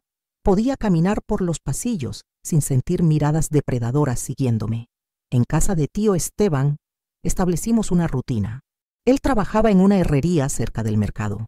Salvador vivía con otro tío, pero venía a visitarme casi todos los días. Yo me encargaba de algunas tareas domésticas: cocinar, limpiar, mantener la casa en orden. Era mi manera de agradecer. Las noches eran las más difíciles. A pesar de sentirme segura, las pesadillas venían. Soñaba con Ramiro entrando al baño, con sus manos tocándome, con su voz susurrando: «No voy a parar hasta que quedes embarazada». Despertaba sudando, con el corazón acelerado, necesitando varios minutos para recordar dónde estaba, para recordar que él ya no podía alcanzarme. Una noche, tío Esteban me encontró sentada en la cocina a las 3 de la mañana, tomando agua con manos temblorosas después de una pesadilla particularmente vívida. ¿Otra vez las pesadillas?, preguntó con gentileza sentándose frente a mí. Asentí, sin poder hablar. «Refugio, lo que te pasó fue terrible, y no se va a olvidar de un día para otro. Las heridas del alma tardan más en sanar que las del cuerpo, pero sí sanan, con tiempo, con paciencia, con ayuda. ¿Y si nunca me siento normal otra vez? Pregunté con voz pequeña. Define normal, respondió él. Lo que te pasó te cambió. No puedes volver a ser quien eras antes, pero puedes decidir quién quieres ser ahora. Puedes dejar que esto te destruya, o puedes usar esta fuerza que descubriste en ti, esa fuerza que te permitió sobrevivir para construir algo nuevo. Sus palabras se quedaron conmigo. Tenía razón. No podía volver el tiempo atrás. No podía borrar lo que había pasado, pero podía decidir qué hacer con el futuro. Los meses siguientes fueron de lenta recuperación. Empecé a hacer amigas en la escuela, chicas que me invitaban a estudiar juntas, a platicar en el recreo. No les conté mi historia, pero ellas notaban que yo era diferente, más seria, más callada que las otras niñas de 12 años. Una de ellas, Graciela, se convirtió en mi mejor amiga. Era una niña alegre, parlanchina, que siempre me hacía reír con sus historias sobre sus 7 hermanos menores. Un día, mientras caminábamos de regreso de la escuela, me preguntó: Refugio, ¿por qué viniste a vivir con tu tío? ¿Dónde está tu papá? Era inevitable. Tarde o temprano alguien preguntaría. Decidí decir una verdad parcial. Mi papá vive en Temixco, pero las cosas no funcionaron bien allá. Es mejor que esté aquí con mi tío. Graciela me miró con sus ojos oscuros e inteligentes. Supe que entendía que había más en la historia, pero no presionó. Bueno, pues yo me alegro de que estés aquí. Eres mi mejor amiga. Esas palabras simples significaron más de lo que ella podía imaginar. Tenía una amiga. Tenía una vida comenzando a construirse. Tenía un futuro posible. En junio de 1965, 6 meses después de haber escapado de Temixco, recibí una carta. El sobre tenía el remitente de Pilar. Mi corazón se aceleró. ¿Qué querría? Vendrían a buscarme. Ramiro me había encontrado. Abrí la carta con manos temblorosas. Era corta. Refugio. Solo quería informarte que Ramiro ya no vive con nosotros. Se fue del pueblo hace 3 meses. No sé a dónde. Tu padre y yo nos mudamos a otra casa. Si quieres visitarnos algún día, serás bienvenida. Pilar. La carta cayó de mis manos. Ramiro se había ido.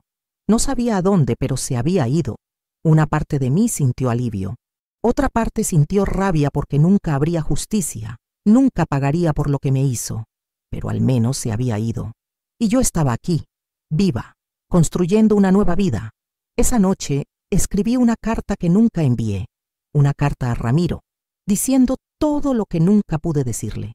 Me quisiste destruir. Pensaste que me tenías atrapada. Pensaste que eras más fuerte. Pero sobreviví. Y voy a seguir sobreviviendo. Voy a vivir una buena vida. Voy a ser feliz. Voy a hacer algo importante con mi existencia. Y tú no serás más que un mal recuerdo que se desvanecerá con el tiempo. Ganaste batallas, pero yo gané la guerra, porque seguí viva. Quemé la carta en el patio trasero y vi cómo las cenizas volaban con el viento nocturno. Era mi manera de cerrar ese capítulo, de soltarlo, de seguir adelante. Si has tenido que reconstruir tu vida desde cero, si has tenido que encontrar la fuerza para seguir adelante después de algo terrible, cuéntamelo en los comentarios. Tu historia de reconstrucción puede ser exactamente lo que alguien más necesita escuchar hoy para dar ese primer paso hacia adelante. Los años siguientes en Cuautla fueron años de crecimiento, de sanación lenta pero constante. Terminé la secundaria en 1968, cuando tenía 16 años. Mis calificaciones eran buenas, especialmente en materias como historia y literatura. Los maestros me alentaban a seguir estudiando, a pensar en la preparatoria, quizás incluso en la universidad. Tienes talento, Refugio, me decía el profesor Martínez, mi maestro de español. No desperdicies tu potencial. Pero había un problema: el dinero. Tío Esteban hacía lo que podía, pero la herrería apenas daba para lo básico. Salvador ahora trabajaba en un taller mecánico, ganando un sueldo modesto.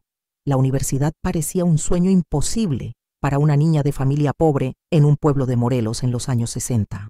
Una tarde de julio de 1968, estaba ayudando a tío Esteban en la herrería, llevando las cuentas en un cuaderno viejo, cuando entró una mujer que cambiaría mi vida. Se llamaba Inés Ramírez, era maestra jubilada y activista social. Había venido a encargar una reja para su casa. Mientras tío Esteban tomaba las medidas, Ella me observó trabajando con los números. «Eres muy buena con las cuentas», comentó. «Me gusta la escuela», respondí tímidamente. «Acabo de terminar la secundaria». «¿Y vas a estudiar la preparatoria?». Bajé la mirada. «No creo que podamos pagarlo». Doña Inés intercambió una mirada con mi tío. En ese momento no lo supe, pero algo se activó en la mente de esa mujer compasiva y determinada. 2 semanas después, doña Inés regresó. No por la reja, que todavía no estaba lista. Venía de hacerme una propuesta. «Refugio, he estado pensando. Conozco una familia en Cuernavaca que busca ayuda doméstica.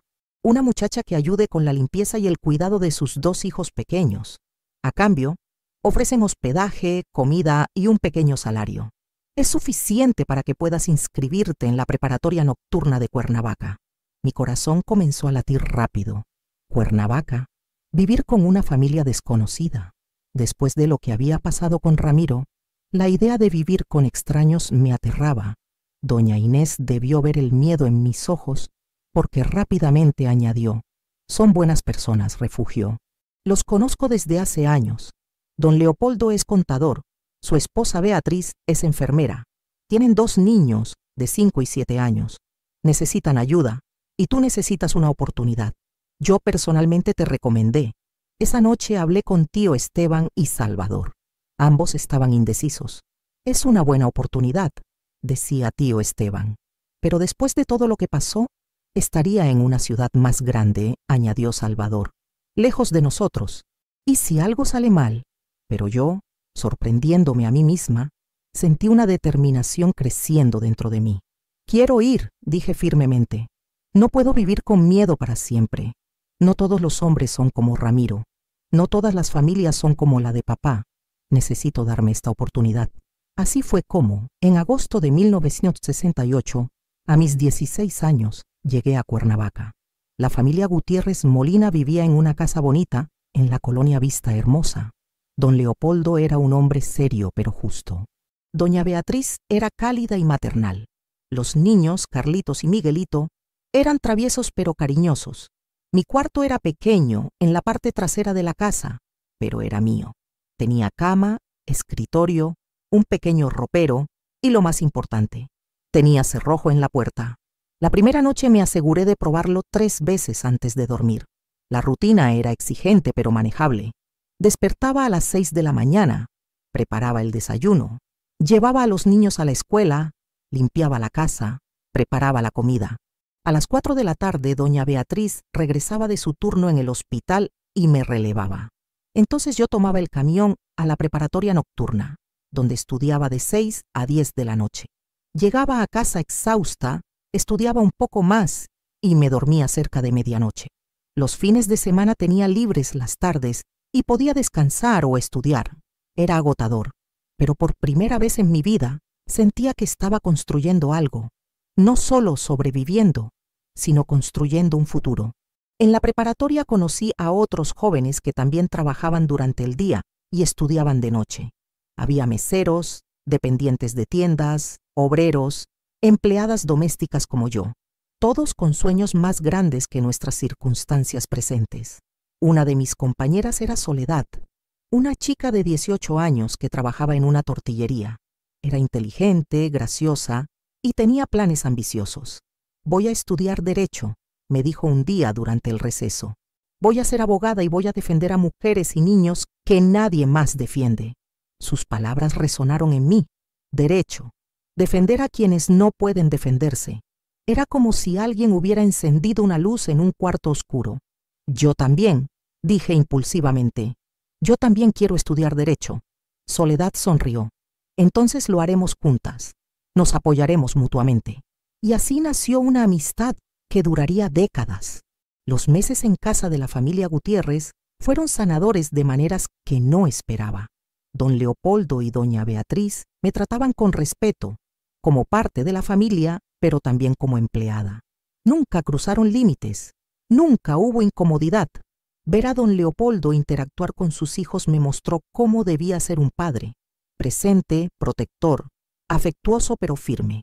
Era todo lo que mi papá nunca fue. Una tarde, mientras preparaba la cena, doña Beatriz se sentó conmigo en la cocina a tomar café. «Refugio, Doña Inés me contó un poco sobre tu historia. No los detalles, solo que pasaste por situaciones difíciles. Me tensé sin saber a dónde iba esto. Quiero que sepas que aquí estás segura y que si alguna vez necesitas hablar o si necesitas ayuda puedes contar conmigo. Sus palabras sinceras casi me hacen llorar. Era la primera figura materna que había tenido desde la muerte de mi mamá. Gracias, doña Beatriz, logré decir. En diciembre de 1968, Salvador vino a visitarme a Cuernavaca. Tenía 18 años ahora. Ya era todo un hombre. Trabajaba a tiempo completo en el taller mecánico y tenía planes de poner su propio negocio pronto. Caminamos por el zócalo de Cuernavaca, comiendo nieve, platicando sobre nuestras vidas. Estoy orgulloso de ti, hermanita, me dijo. Mira todo lo que has logrado. Estudiando, trabajando, construyendo tu vida. No lo habría logrado sin ti, respondí. Tú me salvaste, Salvador. Nunca lo voy a olvidar. Él me abrazó. Nos salvamos el uno al otro. Yo también estaba perdido después de la muerte de mamá, después de que papá se volvió un extraño, pero cuidarte me dio propósito. Esa conversación fortaleció algo en mí. No estaba sola. Tenía a Salvador, tenía a tío Esteban, tenía a doña Inés, tenía a la familia Gutiérrez, tenía a Soledad. Tenía una red de personas que me apoyaban. Los años de preparatoria pasaron en un borrón de trabajo, estudio y crecimiento. En 1971, a mis 19 años, me gradué de la preparatoria. No fui la mejor del grupo, pero terminé con calificaciones respetables y, lo más importante, con una meta clara. Quería estudiar Derecho en la Universidad Autónoma del Estado de Morelos en Cuernavaca. Pero había un problema. Aunque la universidad era pública, los gastos de materiales, transporte y tiempo eran considerables. No podía seguir trabajando tiempo completo y estudiar una carrera tan exigente. Fue entonces cuando pasó algo inesperado. Recibí una carta de Temixco. Era de Pilar. Refugio, tu padre falleció hace 2 semanas. Un problema del corazón. Fue rápido, no sufrió. Dejó algunas cosas para ti y Salvador. No mucho, pero algo. Si quieres venir a recogerlas, estás invitada. Si no, puedo enviártelas. Pilar. Leí la carta sin sentir nada. Mi papá había muerto. El hombre que me había dado la vida pero no me había protegido. El hombre que había elegido su comodidad sobre mi seguridad. Esperé sentir tristeza, dolor, algo, pero solo había vacío.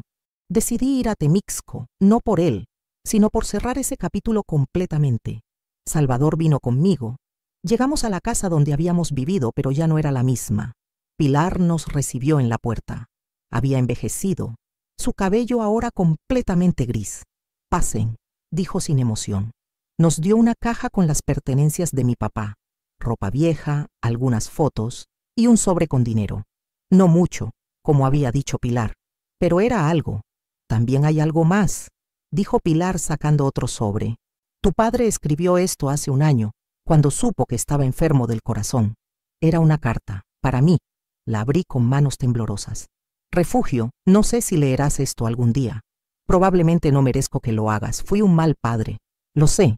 Cuando me pediste ayuda y no te creí, fallé en lo más fundamental que un padre debe hacer: proteger a su hija.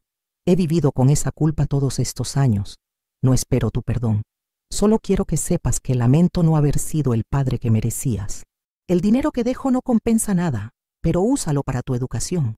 Hazte algo. Sé mejor que yo. Abundio. Las lágrimas finalmente llegaron.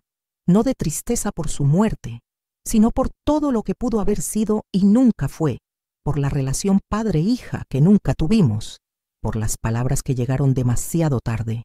Pero sus palabras finales resonaron. Úsalo para tu educación. Era lo último que podía hacer por mí, y yo lo honraría.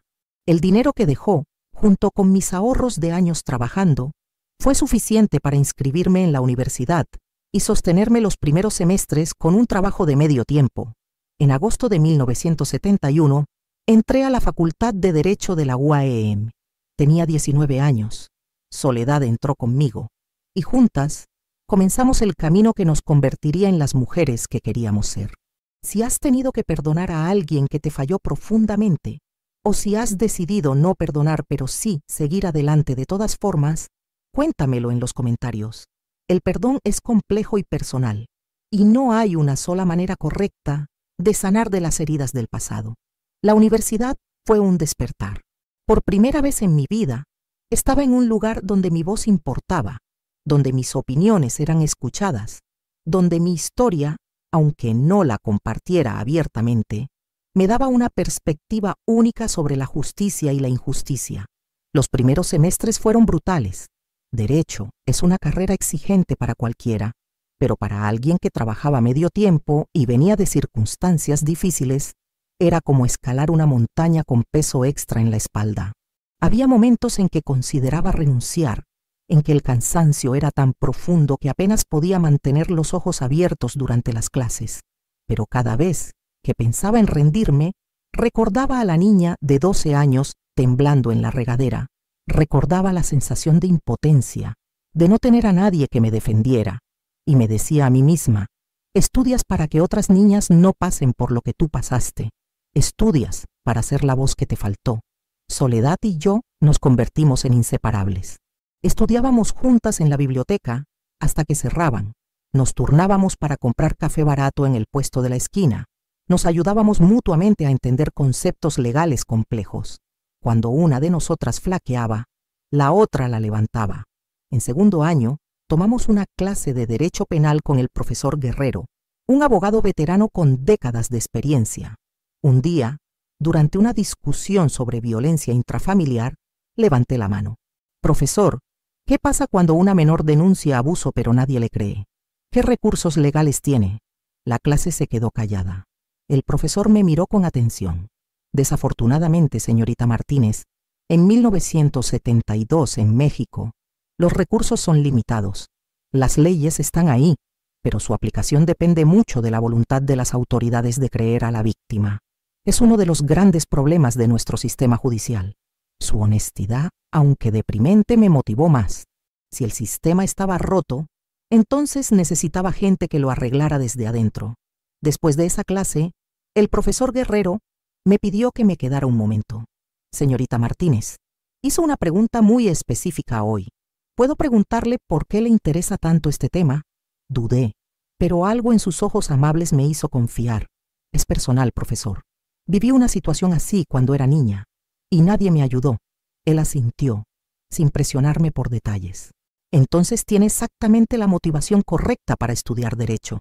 Necesitamos abogados que entiendan, que hayan vivido la injusticia, porque ellos pelearán más duro por cambiar las cosas. Esa conversación cambió mi trayectoria. El profesor Guerrero se convirtió en mi mentor. Me guió hacia el área de Derecho Familiar y Protección de Menores. Me conectó con organizaciones que trabajaban con víctimas de violencia. En mi tercer año de universidad, conseguí una pasantía en una organización civil llamada Defensoras del Mañana, que brindaba apoyo legal gratuito a mujeres y niños en situaciones de abuso.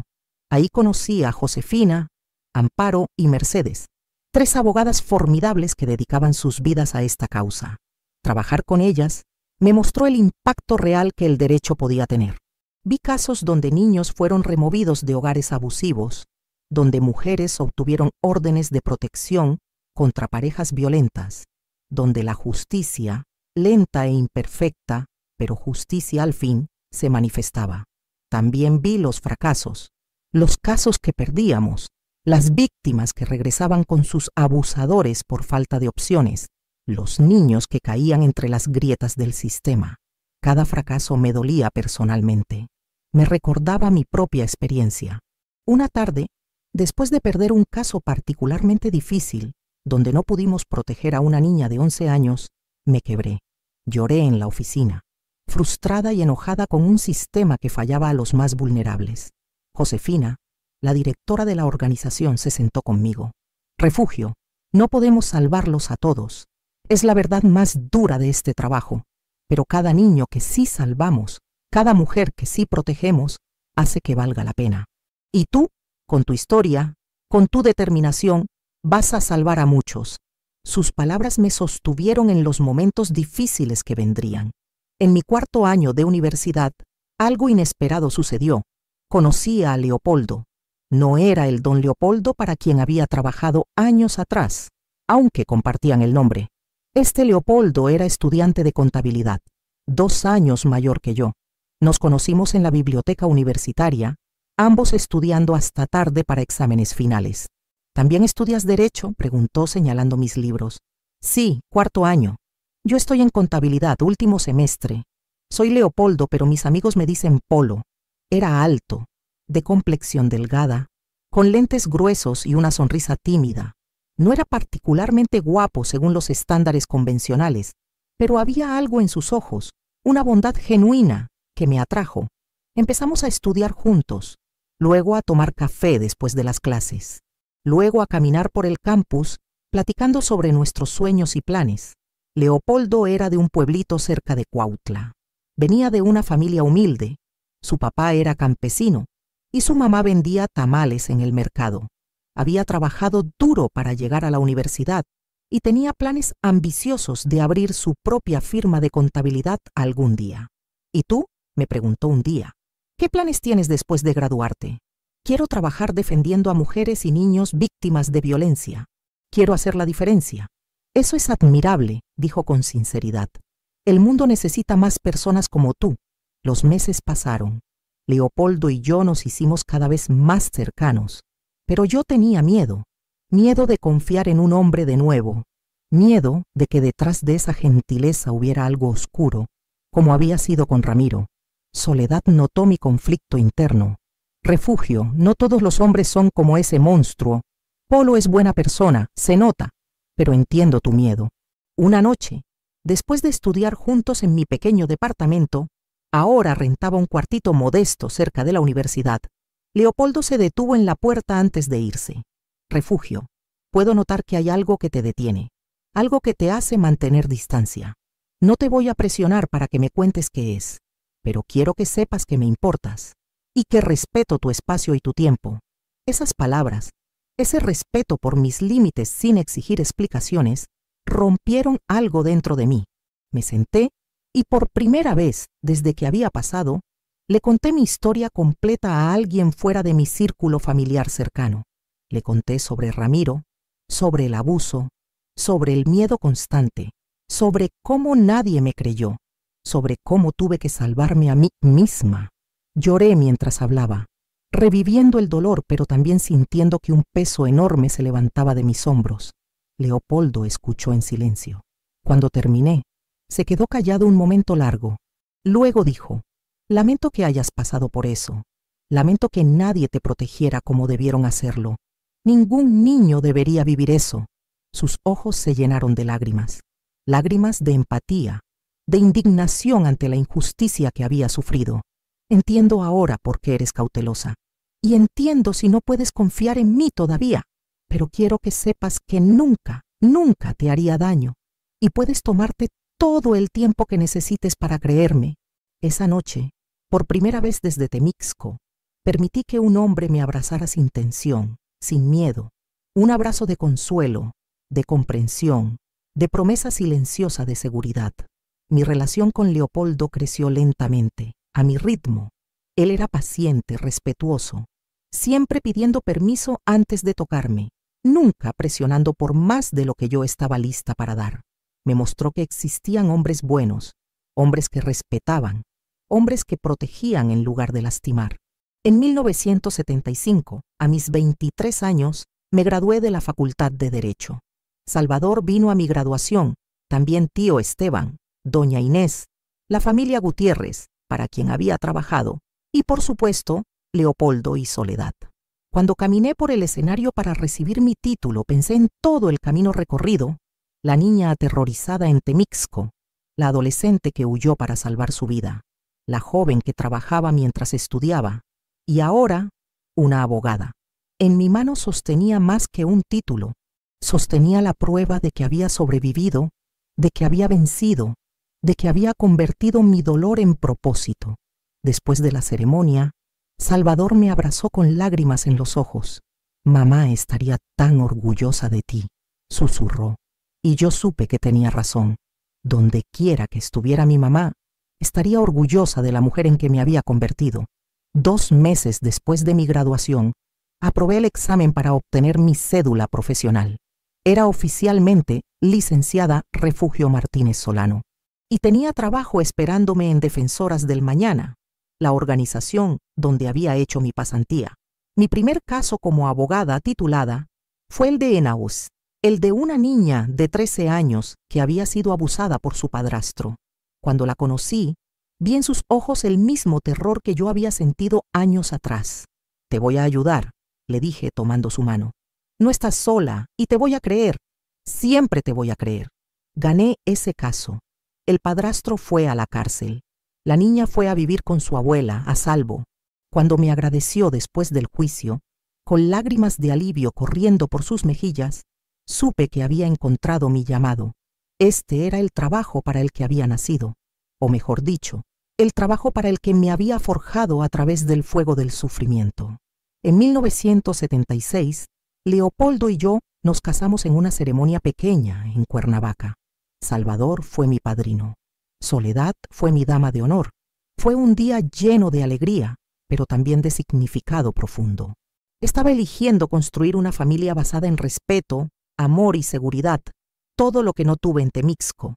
Nuestra luna de miel fue modesta, solo un fin de semana en Acapulco, pero para mí significó algo enorme. Había superado mi trauma lo suficiente como para estar con un hombre sin miedo, para entregarme sin reservas, para confiar completamente. La vida que construimos juntos fue hermosa. Leopoldo abrió su firma de contabilidad. Yo continué trabajando en la defensa de víctimas de violencia. Tuvimos 2 hijos, Rubén en 78 y Alejandra en 1981. Les di la infancia que yo nunca tuve, segura, amorosa, llena de protección. Como madre era casi obsesiva con su seguridad. Nunca los dejaba solos con extraños. Siempre les enseñé que su cuerpo era suyo, que podían decir no, que si alguien los hacía sentir incómodos debían decírmelo sin miedo. «Mamá es muy protectora», me decía Rubén cuando era adolescente exasperado. «Lo sé, mijo, y no voy a disculparme por eso», respondía. Nunca les conté los detalles de lo que me pasó, pero cuando fueron mayores, les expliqué en términos generales que había vivido una situación difícil de niña y que por eso era tan cuidadosa con su seguridad. En 1985, 10 años después de graduarme, fundé el Centro de Apoyo Renacer. Empezó como una oficina pequeña, solo yo y 2 asistentes, ofreciendo asesoría legal gratuita a víctimas de violencia doméstica y abuso infantil. Con los años, creció. Conseguimos fondos, contratamos más personal, abrimos un albergue temporal para mujeres y niños en situaciones de emergencia. Renacer se convirtió en referencia en todo Morelos. Cada niño que ayudábamos, cada mujer que protegíamos, era una victoria contra Ramiro, contra mi papá que no me protegió, contra un sistema que falla a los vulnerables. Cada caso ganado era mi venganza, no contra individuos, sino contra la injusticia misma. Los años pasaron. Mis hijos crecieron. Rubén se hizo ingeniero civil. Alejandra siguió mis pasos y estudió Derecho, especializándose en Derecho Ambiental. Salvador prosperó con su taller mecánico. Se casó con Estela y tuvo 3 hijos. Tío Esteban vivió hasta los 82 años, muriendo pacíficamente en su sueño, sabiendo que la niña que había recibido en su casa se había convertido en una mujer exitosa y feliz. En 2005 me jubilé oficialmente de Renacer a los 53 años, aunque seguí como consultora voluntaria. Había dedicado 30 años de mi vida a esa causa. Era tiempo de descansar, de disfrutar a mis 3 nietos, de viajar con Leopoldo, de simplemente vivir, pero nunca pude alejarme completamente. Cada martes y jueves recibía en mi casa a un grupo de mujeres, muchas sobrevivientes como yo, y bordábamos juntas, platicábamos, compartíamos historias, nos apoyábamos, llamábamos a nuestro grupo Hilos de Vida, porque estábamos tejiendo nuevas historias sobre las viejas cicatrices. Si has encontrado tu propósito en las cenizas de tu dolor, si has convertido tu sufrimiento en combustible para ayudar a otros, cuéntamelo en los comentarios. Tu testimonio de transformación puede inspirar a alguien que todavía está buscando el significado en su propio dolor. Después de todo lo que compartimos juntos, solo me queda decir una cosa. Gracias. Gracias por acompañarme hasta el final de este recorrido por la historia más difícil de mi vida. Si llegaste hasta aquí, no eres un espectador cualquiera. Eres parte de una comunidad que realmente se interesa por conocer, por entender, por aprender de las historias más duras de la vida, con los ojos y el corazón bien abiertos. Hoy viajamos juntos por momentos oscuros, por decisiones imposibles, por supervivencia contra todo pronóstico. Cada palabra, cada recuerdo, cada lágrima derramada fue una invitación a ver que el sufrimiento no tiene que ser el final de la historia, sino que puede ser el principio de una transformación profunda. Han pasado más de 50 años desde aquellos días terribles en Temixco, más de 50 años desde que era una niña aterrorizada sin salida aparente. Y aquí estoy, a mis 73 años, sentada en mi casa de Cuernavaca, con vista a las montañas, rodeada de amor, de familia, de logros que aquella niña nunca habría imaginado posibles. ¿Fue fácil? No. ¿Hubo días en que quise rendirme? Muchos. ¿Las cicatrices desaparecieron completamente? Nunca. Pero aprendí algo fundamental. Las cicatrices no son señales de debilidad, son mapas de batallas ganadas. Cada una cuenta una historia de supervivencia, de resistencia, de negarse a ser destruida. Ahora quiero saber de ti. ¿Cuál parte de esta historia te impactó más profundamente? Escríbelo en los comentarios. Tu opinión puede ayudar a otros a procesar sus propias experiencias, a sentirse menos solos, a encontrar el valor para hablar. Si este video te conmovió, si te hizo sentir algo, dale me gusta ahora mismo. No es solo un clic, es una manera de decirle al algoritmo que estas historias importan, que las voces de los sobrevivientes merecen ser escuchadas, que el testimonio y la verdad tienen valor. Y si aprecias este tipo de contenido real, profundo, honesto y contado desde el corazón, suscríbete al canal ahora mismo y activa la campanita de notificaciones. Aquí no hacemos contenido superficial, hacemos exploración de la condición humana con toda su complejidad. Cada nuevo video es una nueva ventana a historias que necesitan ser contadas, lecciones que necesitan ser aprendidas, verdades que necesitan ser dichas. Cuando estás suscrito, no te pierdes nada, ni las historias más conmovedoras, ni las lecciones más valiosas, ni los testimonios que pueden cambiar tu perspectiva sobre la vida, el sufrimiento y la resiliencia. Quienes están suscritos no solo escuchan historias, las entienden, las sienten, y muchas veces encuentran en ellas el reflejo de sus propias batallas. ¿Y tú? ¿Ya formas parte de esta comunidad? Además, comparte este video con alguien que necesita escuchar un mensaje de esperanza, con alguien que está pasando por momentos difíciles, con alguien que necesita saber que la supervivencia es posible y que del otro lado del dolor hay vida esperando. Tal vez hoy, gracias a ti, alguien que está en su momento más oscuro encuentre la luz que necesita para dar un paso más, para resistir un día más, para creer que merece algo mejor. Antes de terminar, quiero dejarles algunas reflexiones que nacieron no de los libros, sino de la vida vivida, de las caídas y de los levantamientos. Si estás pasando por algo similar ahora mismo, si sientes que las paredes se están cerrando a tu alrededor, si el agua de tu regadera también se congela aunque esté caliente, quiero que sepas algo fundamental. No estás solo, nunca estás solo. El mundo puede parecer oscuro cuando estamos en medio de la tormenta, pero siempre, siempre hay un camino adelante. A veces no podemos verlo porque estamos demasiado cerca del dolor, pero está ahí, esperando. La mayor prisión no siempre tiene rejas visibles. A veces está construida de miedo, de vergüenza, de silencio, de amenazas susurradas, de adultos que no quieren ver, de un sistema que falla. Cada persona tiene su propio Ramiro, su propio baño sin cerrojo, su propia pesadilla particular. Pero quiero que escuches esto. Existe una salida. Siempre existe una salida.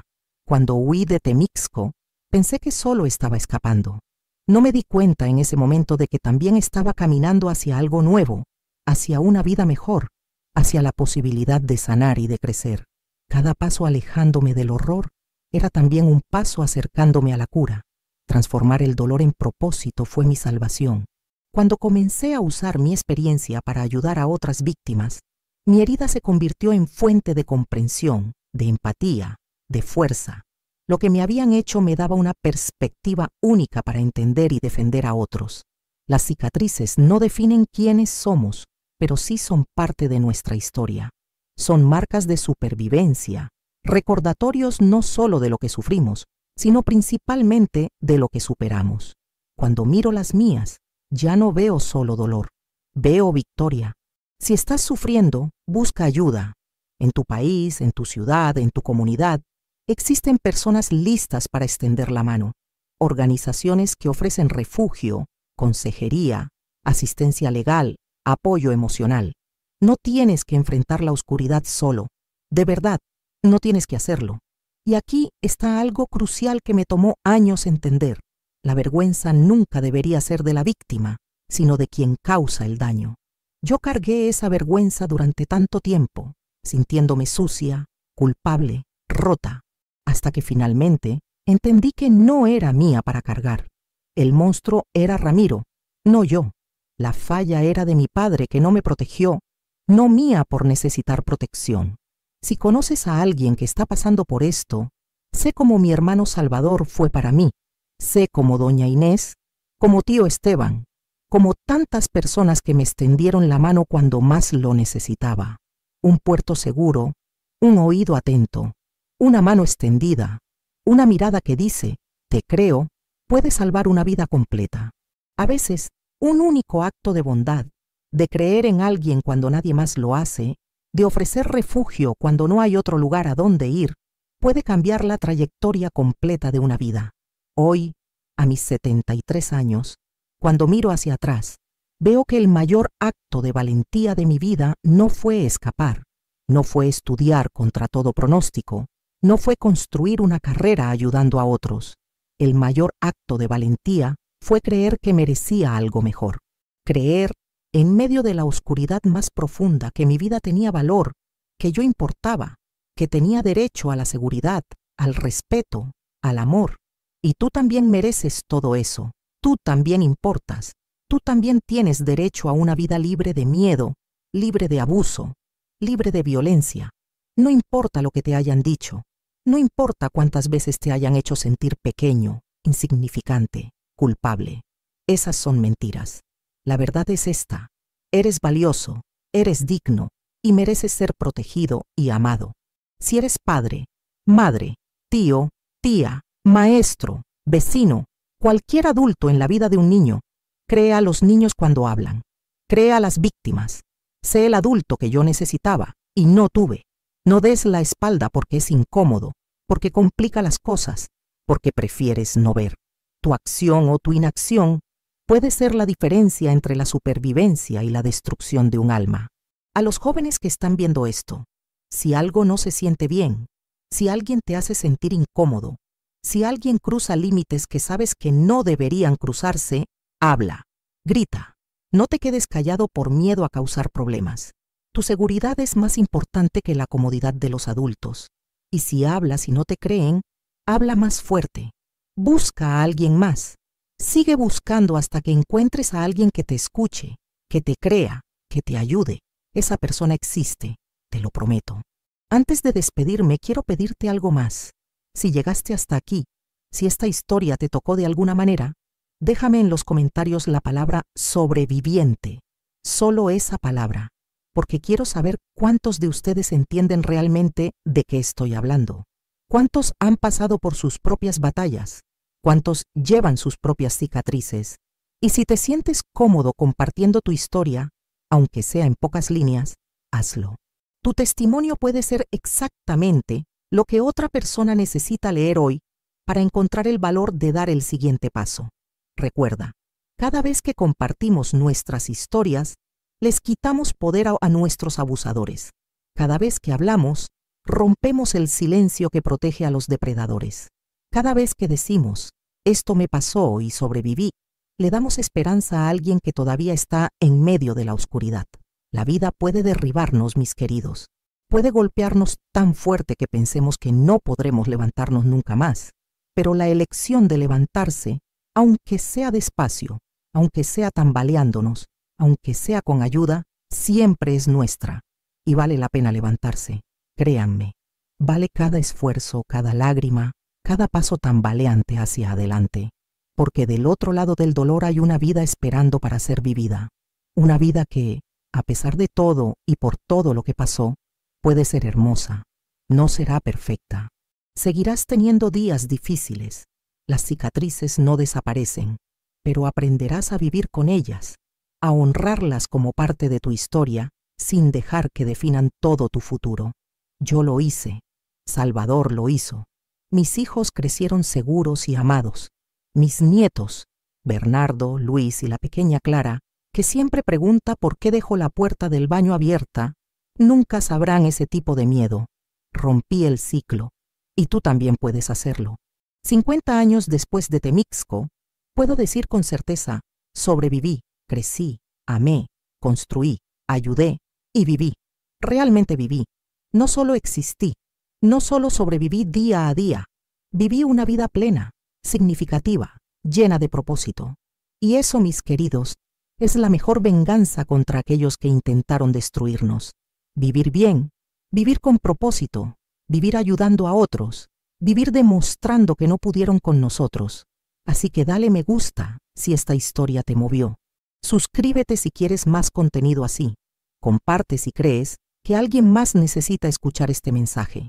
Y comenta, sobreviviente, si entiendes de lo que hablo. Y antes de irte, quédate hasta el final de la música. Mira las imágenes finales. Respira profundo, porque el mundo sigue ahí afuera, lleno de dolor, pero también lleno de belleza, esperando ser visto con ojos que han llorado, pero que eligieron seguir viendo. Gracias por estar aquí. Gracias por escuchar. Gracias por ser parte de esta comunidad que cree en el poder de las historias, en la fuerza de los sobrevivientes y en la posibilidad de transformación. Nos vemos en el próximo video. Y recuerda, mereces amor, mereces seguridad, mereces una vida hermosa. Cuídate mucho y nunca, nunca dejes de creer en tu propio valor. Con todo mi cariño, Doña Refugio, o como mis nietos me llaman, Nana Cookies. Hasta pronto, mis queridos, y que la vida les sonría siempre.